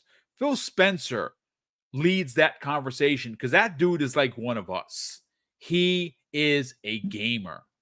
And he had thoughts and theories that a lot of people poo pooed, and shot down on the way gaming is supposed to be run, and he's doing it different. Shout out to Sarah Bond, who is one of my favorite people in the company. And I could not be more proud and happy for her that she's the president of Xbox. I want to see more of her. I want to hear her. As much as I love Phil and of course I love Matt Booty, I want more of her because she is smart and pointed and exactly what the brand needs. She's passionate. And I have not met her. I'm only going based on how she has presented herself in every interview that she's done. And Matt taking on the responsibility with trying to figure out how to get all of these games in an order where it makes sense. And they didn't do that well this year because obviously the first half of the year was a little bit empty. And now, of course, like many years before, it's back-ended with a lot of stuff. I hope that next year with Avowed coming out at the beginning of the year, they can somehow find that cadence, the one per quarter that Matt Booty was talking about. But getting back to Call of Duty, its success, I really think, solidifies not only their leadership positions, all three of them, but I think it does destroy all of the gross, disingenuous narratives that the gaming media has consistently done in the leading up to its launch. And since, of course, the actual closing and purchase of ABK, I want to get your thoughts, man. Well, one quick thing I want to touch on as far as like when it comes to Sarah Bond, I can't wait for the day that they announce the handheld. I mean, you can play Call of Duty on your phone, but just imagine taking it on the go with a handheld device. I think that will be crazy. I think that's going to be a whole new area for them to watch growth in Game Pass as well as for that particular console in the future. Sure, it's coming to probably Switch 2 as well. I'm pretty sure there's going to be quite a few more Nintendo Switch purchases this go around with a lot more third-party support for the Switch 2. Yep. But that's Call of Duty on the go is going to be a thing. As much as mobile does well for them, I think they have something like 50 million that pre-ordered the Warzone update for mobile, and it's like constantly in the 100 million playable space or something like that as far as on mobile. But all of that aside, looking at what Phil, Sarah, and Matt have done over these past, let's say 10 years. I mean, they haven't all been in the same positions for that time, but overall, they've been asking for our patience as they've built what they have in front of us now, as far as getting these studios, getting them ready, getting deals done for Game Pass. That's probably the biggest thing. Overall, using that as like the vehicle to get you into the ecosystem, supporting the consoles greatly in that regard, and making sure that they mend some of their third-party publisher agreements with places like Square that fell off because they looked at the bag that Sony handed them, and then now I guess they regret it to some extent. But there's always been people that have been naysayers of Game Pass. I mean, the early days of when it was just like leftover Xbox One or actually 360 games that were in the service, and then some of the early Xbox ones that were in there in 2017 range. It was kind of like a good back catalog if you didn't already have those games, and they've expanded ever since, especially with putting day and date and stuff for their first party, and then even getting some notable third parties to be day and date as well. It's been awesome, and to see that there are some in the gaming media that champion it as the best value in gaming and stuff along those lines. There are still so many that claim that it's unsustainable. Like it's 2017. So we're looking at 7 years now. If it's been that unsustainable, don't you think Microsoft, the $3 trillion company, would have already cut the ties if it was unsustainable for 7 years? I mean, at one point, I guess maybe if they keep saying it for the next 30 years, maybe they'll be right at some point, but who knows where we'll be. We might be on Mars in 30 years, but all of that aside, it's funny how, they called for, first it's like, oh, well, putting Call of Duty in Game Pass will kill the franchise or kill the service, or it'll kill Xbox because they won't make enough revenue. And then it quickly changed when they saw that it was actually going to happen. Well, there's no way they'll make their money back by putting it in the service. They'll have to get X amount of subscribers. Like, I think Xbox was pretty happy with the 35 million-ish range that they had. Sure, they would love to have more, but it was sustainable with the 35 million that they had already in the service. So if they can add a few million more, one or two, or as we're kind of hearing in the background, upwards of 5 being added, we'll see what they say. But I find it funny that the goalpost always moves depending on what Xbox does, and it winds up, making a lot of people eat crow in trying to figure out, well, what will Xbox have to do next? And then when they do that, it's like, well, what more will they have to nitpick at that point? Like, they always talked about, well, they need AAA games that are as good as Sony's, and yeah, there are games that are as good as Sony's, if not better, in many regards. It comes down to a taste thing, but I've been happy with the platform for the past. Well, I joined Xbox in 2014, so I wasn't there for the 360 to see the greatness that it was back when everybody played Call of Duty on the 360. I was still playing Gran Turismo on my PS3 and stuff, but yeah, for the most part, Xbox has now kind of gotten themselves back into a great position, not just only with their first party titles that with Call of Duty being out there and them being able to get 100% of the sales on their platform and 70% of the sales on every other platform that it appears on. I think they're doing quite all right. And I almost feel like we should look past this stuff now, as far as all of the naysaying stuff, and start looking forward to, well, when are they going to have Game Pass on other platforms? Because I think that will be the game changer overall. And yeah, Sony's probably never going to allow it unless they have some sort of like, first party only edition of Game Pass on there or something. But I think at this point we have to look at what's next. Are there going to be better integration with their PC and the things, as far as getting a lot of the same titles that you see on Steam and on Epic? Or are they going to, even grow it further with the mobile aspect that they're rolling into Game Pass, or just their presence as far as a mobile store in general? But, kudos to the Xbox leadership team. They've definitely brought back Xbox back from the dead, even though it never really died. It's just, they've definitely grown it from what I remember in 2014, and seeing the beginnings of them getting a lot more studios in 2017 to 19 range, and now having a steady cadence of games that are on the docket for us to play, where we already have a hefty backlog to begin with, and it's only going to get heftier as time goes on. But yeah, I'm glad to see that where they're at now. I'm looking forward to, fingers crossed, this handheld, hopefully next holiday. I am hoping that at the Game Awards they shock the world, because look, if we're gonna follow trends, right? If we're gonna follow some trends here, they did the same thing with the Series X. That when they showed the monolith for the first time, they stole the freaking show, right? And of course, Hellblade they showed right after. If Sarah Bond walks out on stage, and I think it should be her, honestly, it should. She's the president of Xbox. She deserves that honor. Yeah, let her get out there. This is the Xbox handheld coming next holiday. Boom. And they steal the show again. yeah. Dude, And I hope. Oh, I'm sorry. Go ahead, Silent. I was just gonna say, I can't wait for Microsoft to have another massive moment in his game show, and I can't wait to see his salty tears dripping down his eyes ever so slightly, because he's so frustrated that it's not Team Blue. I'm so excited for it, and I'm here for it. Yeah, indeed. So what do you want to add, Fuzzy? No, I was just going to say, hopefully they get some nominations at the Game Awards, although I feel that they're going to probably get a snub here and there. There are some titles I expect it.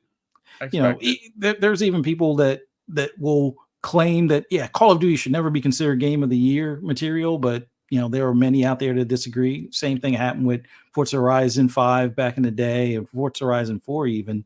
But it's going to be an interesting December when it comes to the Game Awards. But overall, if you aren't already in Game Pass, it's at least in my opinion, it's well worth it. There's something in there for everyone, first party, third party, all of that. And, look forward to the growth that they get, because I can only imagine how much better they can make it as far as when they put that $1 billion to the third party stuff that they're getting, and what other perks and things that we'll see, and what other easier transition platform type of things we'll see. Hopefully where Steam integration becomes a sooner rather than later thing, and playing your own games on the cloud. Yeah, I can't wait for it. We know that that's on the way, which is good news. Korkenstein, bro, let's bring you in. This is a heated topic. I think it's one that was I think everyone has nailed it. I want to get your hot take on it, because I think that there is something to be said about Phil Spencer and the rest of the team, meaning Sarah Bond, Matt Moody, and everybody that's involved, even Aaron Greenberg, actually getting the last laugh, because they this launch was expected to be a big fail, according to many creators, according to some journalists, and it is exactly the opposite of that. It is hitting numbers that it has never done before. It is the best reviewed Call of Duty in a decade more. It is doing things for single player that we all were hoping would come back, and it's there. It's doing things and has done things in multiplayer never done before, with the Omni movement and how quick and fast the game is, and they're nailing it on every account. Again, maybe this isn't in some people's opinion not a game of the year category. I would 1,000% disagree. I think that when you hit a home run, and I wouldn't even say it a home run, I think it's a grand slam at this point, because you are getting both incredible multiplayer, you are getting incredible single player, and you're getting it in a service that was supposedly going to kill the industry. Let's get your take. Yeah, I mean, Xbox has been hitting their stride for quite a while now, and I think we get a little jaded of that on Twitter because it's such a small bubble and such a small representation of what the gaming community actually is. People forget that, Twitter is the very vocal minority. These are some very hardcore gamers on there. They're a little jaded. They don't see what consumers who actually just play Xbox get to see on the daily. And it's sad. And I think that's why a lot of that stuff I don't really give a lot of weight anymore on Twitter. It's just a lot of engagement farming. Even the other platforms like Facebook, Threads, whatever, just name it. It's all about the engagement. And that's why, and this is also why I think Xbox stopped doing their console sales and metrics and things like that, because they don't paint an accurate representation of what's actually happening with the company, what's actually going on. You had people creating these narratives, and this is how you got, PlayStation sells more consoles, PlayStation sells more consoles. And I mentioned it earlier. Hey, that's great. But how many people are staying in that ecosystem spending?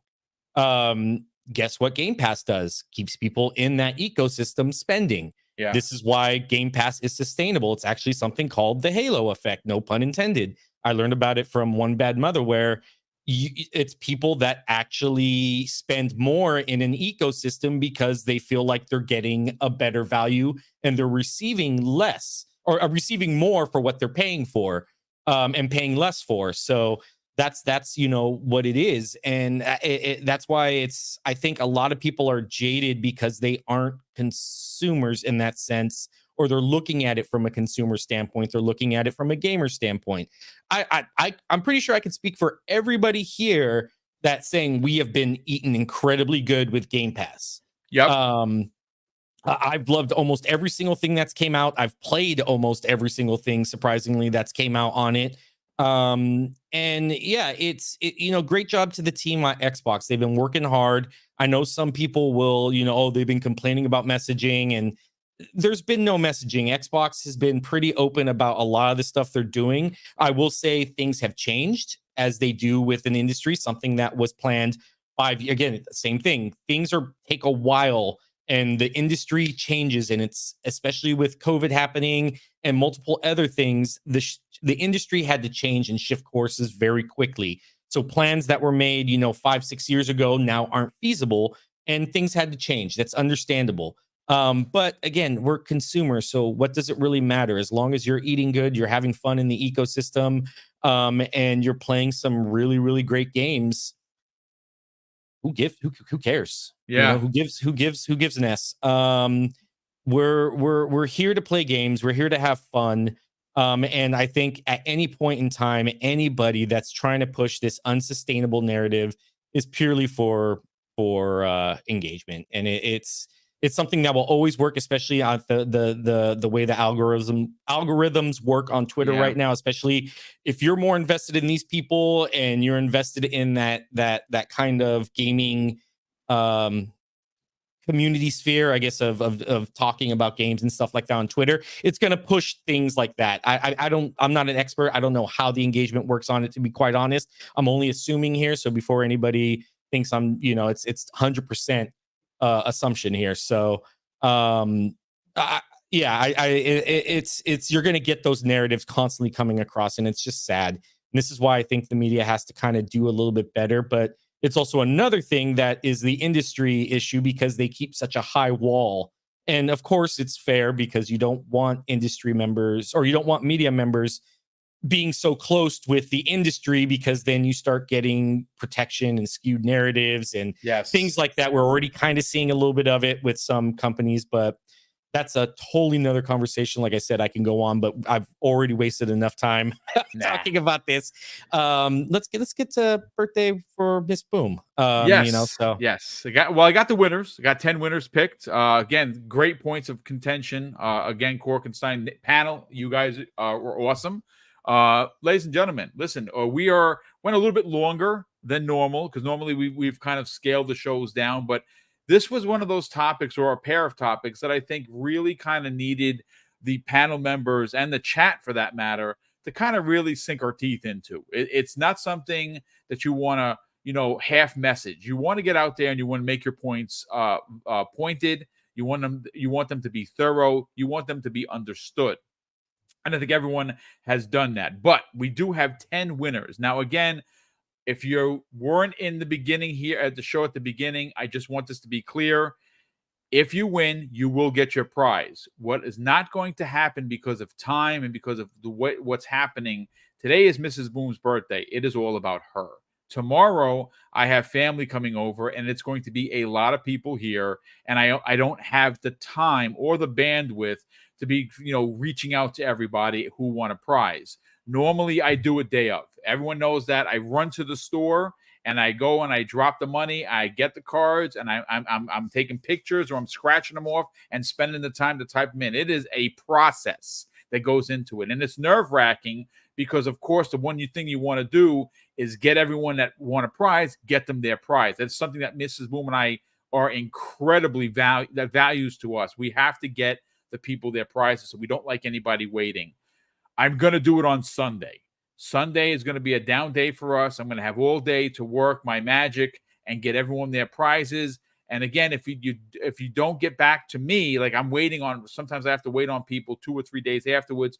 Do not worry. If you do not reach out to me, I will then re-mention it on Monday's show to kind of get everyone, hey, some people didn't know that they won. But here are the 10 winners. And there are a lot of new names here, which is great to see. Now, again, I don't pick them personally. This literally is the giveaway tool from StreamYard. And the 10 winners go like this. E Ranks is one of the $50 card winners. Starfield Guy, Ian Glenn. Let's see. Wade State Games is a winner. Failsafe is a winner. Spartan 661. Don Otaku is a winner. King Styles is a winner. Smitty Smith, my brother, salute. You won a $50 gift card. And lastly, We Robo 2024. A lot of new names here. So, of course, I'm going to it's not Wade. I write like a doctor, especially live on the air. So let me just read it. I'm going to read the list again. And again, if you don't get in touch with me, don't worry. Your prize ain't going anywhere. I'm probably going to throw this on the socials, even though some of the people aren't a part of Twitter. And I will mention it again on Monday if we're missing people. So the 10 winners, once again, folks, is E Ranks, Starfield Guy, Ian Glenn, Nate State Games, Failsafe, Spartan 661, Don Otaku, King Styles, Smitty Smith, and We Robo 2024.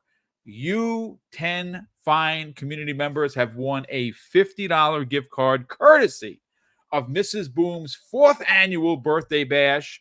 And of course, you can get that to multiple locations. You want it for Steam? You got it. PlayStation? Not a problem. Xbox or Nintendo eShop? Not an issue. If you are outside of the Americas, that's not a problem either. We're one of the few channels that actually reward and follow through with the prizes to anyone outside of the United States. So if you're on the other side of the pond, we will send you the money worth of the $50. Like, for instance, it's going to be a little bit more in pounds. We pick up the back end of it. It's not a problem. We pay all transfer fees. The only caveat is that we will not do money apps. We do it directly through PayPal because that protects Mrs. Boom and I from scams.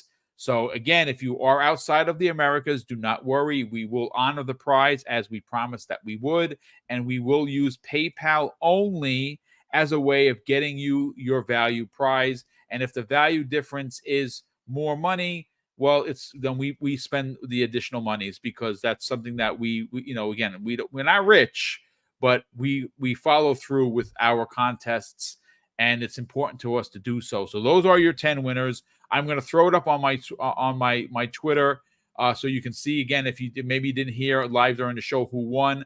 And how do you get these prizes? Well, you can reach out to me via the business email. It's on the About page of my YouTube channel. It's my first and last name. It's very easy. Everyone knows who I am, so it's not like it's a big surprise. I'm not hiding anything. You can message me on Xbox Live, or you could DM me, which is probably the best way to do it, is DM me through Twitter. A lot of the people that have won do follow me. Some of the people, I don't even know if they're on social media, but we will get you your prizes one way or another. A big thank you to all of these super chats. And we have a couple more that popped in here. We got a new channel member, Robert Young. Welcome back, kind sir. Thank you for joining the channel once again. We have King Webb, who drops a very generous $2 super chat and says, did you hear that Lena Khan was in trouble? Indeed, I did read the one story. The site is it's a little questionable. It does suggest that she is under some sort of investigation for abuse of authority. I have been touting that since the ABK deal. When she's going after companies for the right reason because of consumerism, I'm all for her. What I don't like is how she went after. I don't like how she went over and after Xbox and Microsoft specifically and used the attorneys of the FTC to then appear like they were defending PlayStation rather than defending the consumers of America. And she's wasted millions and millions of taxpayer dollars when, again, she's an intelligent woman. She is has a lot of accreditations, but that doesn't mean that she's right. And in this instance, she's wrong because the entire planet Earth has approved this deal, and somehow or another, her skewed opinion is the right one. No, she's wrong on this. She knows she's wrong, and she consistently is burning through millions of taxpayer dollars, which is why she is not going to be in that position when the new president arises, whoever that may be. She's going to be out. And I think the FTC is going to be better for it because if you know some of the stuff that's gone on in the background, she has lost so many of their senior staff members because she's intolerable to work for. And well, there's that. We also have Will Broke Boy Lewis drops an additional very generous $5 super chat. And he says, do you think next year Xbox may try to do their one major release per quarter like they wanted Avowed? First, South of Midnight. Second, Doom. Third, Fable. Fourth. Yes, I do. I think that's exactly how it's going to go. It's what's in the middle that I'm very, very interested. And I think that the time traveling game from In Exile is one of those games. I really do. I cannot wait. That looks really good. That gives me some serious BioShock feelings.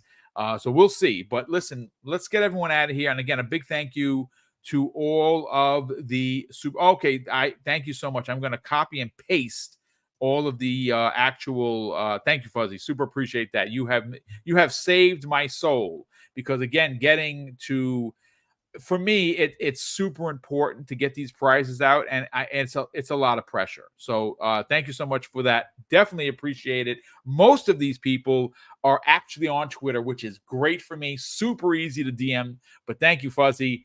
And Fuzzy, let's sell the brand, because obviously I think you guys are back at it tonight. Halloween was yesterday, but it's Yeah. still, I mean, why not celebrate it? And you do it every Friday with a Fright Night with Ferocious Fee. That is your wife. She started an incredible, amazing, and fun horror podcast a couple of months ago.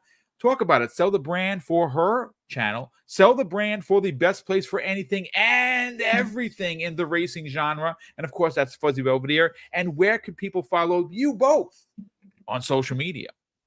Well, as always, wanted to thank you for having me on today. It's always awesome being on this show, especially with Korkenstein, and having Silence Hyper back on here as well. And we'll probably be on here later on tonight for Fright Night with Ferocious Fee.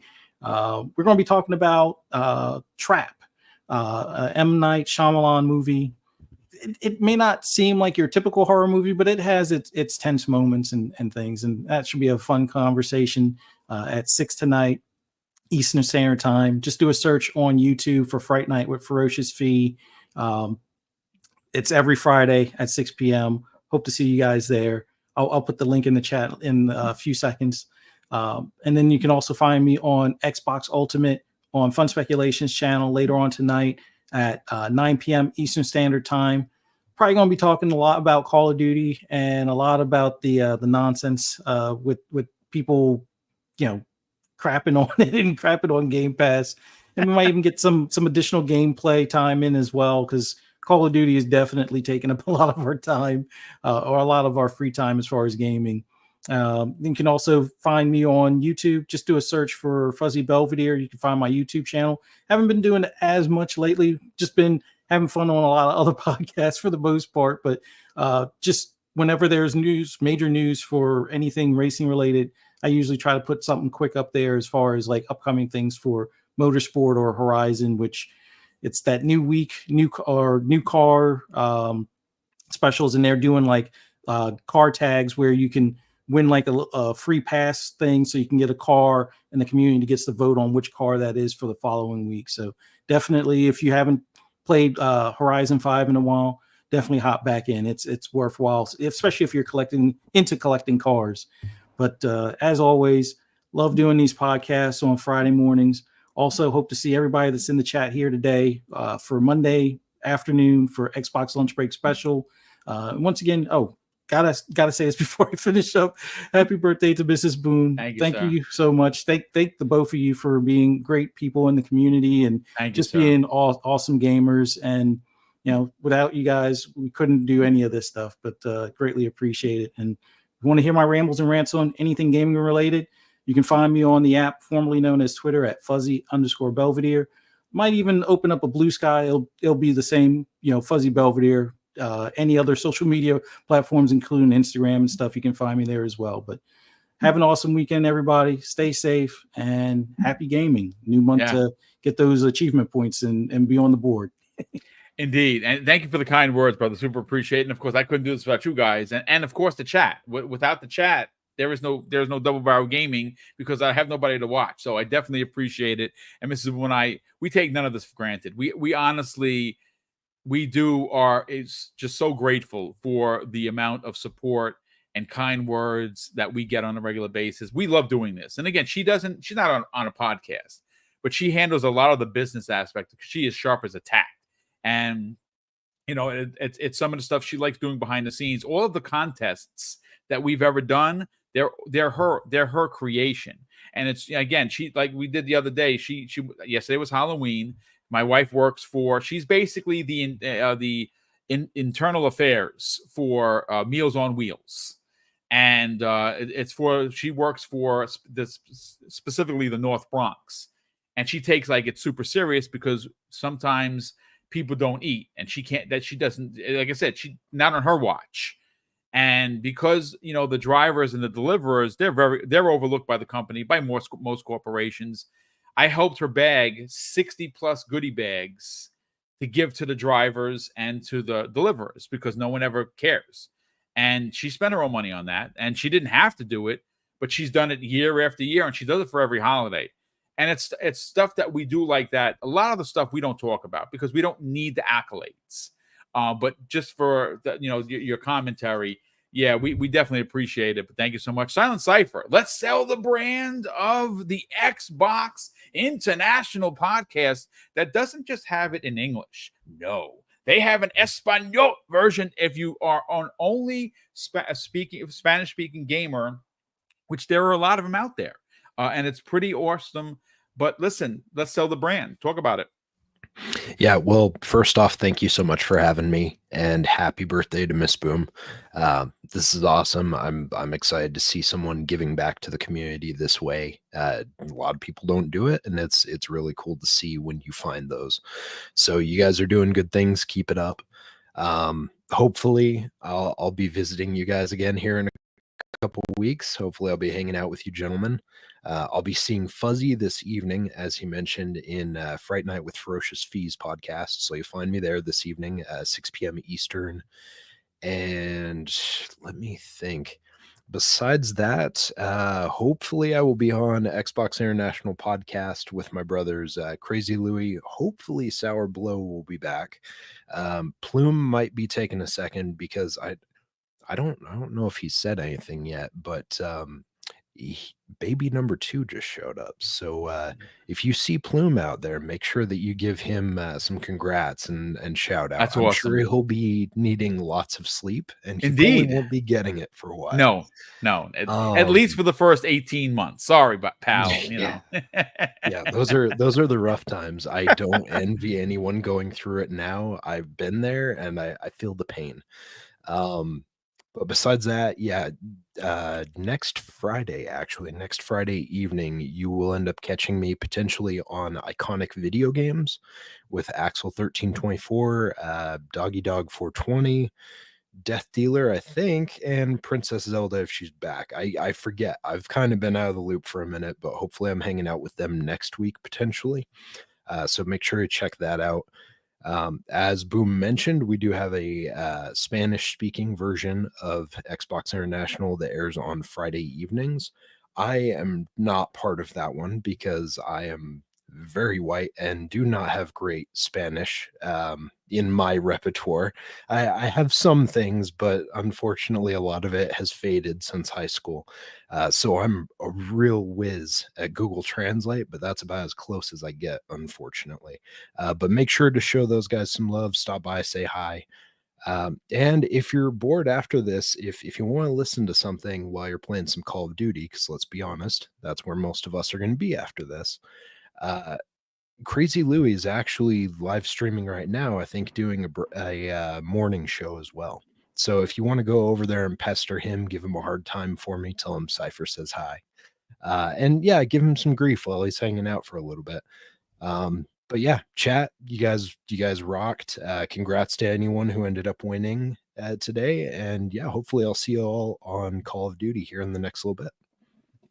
Well, thank you so much for being here as always. Look forward to you come back in a couple of weeks as you always do. Definitely appreciate that. Korkenstein, let's sell your brand because you did a fantastic episode of Game Pass Gumbo where you and your mates ate MREs, and you're still here to talk about it, even though I'm surprised that you're still alive. Great to have you here as always, each and every week. You have a great podcast. You have a great YouTube channel. You're a fantastic community member, so I want people to follow you on X and wherever else you are, because X could explode any second again. So everyone has to have that break glass parachute just in case it goes to shit. But sell the brand, brother. Where can people follow you on social media? But more importantly, check out your weekly podcast and subscribe to your YouTube channel. Yeah. So again, thank you guys. The community here has always been awesome. I had a great time chatting with everybody in the chat. You guys are always awesome. The panel here, Fuzzy, and good to have Silent back, and you, of course, Boom. You guys always Thanks, sir. awesome. Such a great community and platform here to talk about gaming. And yeah, happy birthday to Mrs. Boom. Thank you, to gentlemen. many more. Yeah, for me, you can follow me on Korkenstein. Pretty much I'm the Korkenstein on X, and I believe on Threads, and then I'm just Korkenstein on Blue Sky. You can follow me. I'm sure I have a very unique name, so just search Korkenstein. You'll probably see my profile. And yeah, you can follow me there. And then yeah, Game Pass Gumbo, survive the MRE. It was like 50-50 on good stuff, bad stuff. Chocolate hazelnut protein shake, that's a no-go. Yeah, that was that gave me some bubble guts after, so that was pretty Not good, rough. dude. Not good. You need some Pepto-Bismol. Yeah, after that and the banana pumpkin puree, that got me sweating. So I was just like, okay, I think I might be done. But yeah, it was seriously so much fun. Thank you to you guys' service. If you guys, anybody here and watching, for not only serving our country but having to eat MREs if you ever had to. So much more respect there on that. But follow us, on Game Pass Gumbo. I think we are planning a Stalker 2 episode. Nice. And where I think after the MRE, we're kind of seeing what we can do of maybe doing a pre-record or maybe even like a live cook of a Ukraine dish. And then we'll discuss it and things like that. So trying to take that podcast to the next level. So yeah, follow us there on Game Pass Gumbo. I think we are going to be bringing back Xbox Talks as well for the Reddit community. We do actually have a big contest coming up where we'll be giving out a bunch of Design Lab controllers and some consoles. Wow, that's nice, dude. Once nice. we got it all set up through Reddit and everything like that. So big thank you to them. We'll be doing some really cool stuff. So please follow me on Twitter. You will get all that information. The more people that follow, the more that I can spread. I'm almost to 1,000. So thank you to everybody here. You guys have been awesome. Well, thank you, brother. Super appreciate it. Congratulations on the continued success. You do great work. Everybody here on the panel is just a fantastic community member, and they deserve the accolades, follows, subs, likes, and everything. Again, that's going to do it for us. But before we get out of here, let me just read once again the 10 winners. E Ranks, Starfield Guy, Ian Glenn, Nate State Games, Failsafe, Spartan661, Don Otaku, King Styles, Smitty Smith, and We Robo 2024. You've all won a $50 gift card. And again, do not worry. We're going to get you the prize. I'm going to do everything on Sunday. If I can get all 10 done on Sunday, that would be great. And big thank you to everyone that has not only contributed through Super Chat and, of course, the consistent channel member chats, as well as the channel member support. Big thank you from me for all of the well wishes and birthday wishes for Mrs. Boom. I greatly appreciate it, husband, and I'm sure she's going to appreciate it as well, the birthday recipient. That's going to do it for us here today. A big thank you once again. Of course, enjoy gaming on whatever console you enjoy gaming.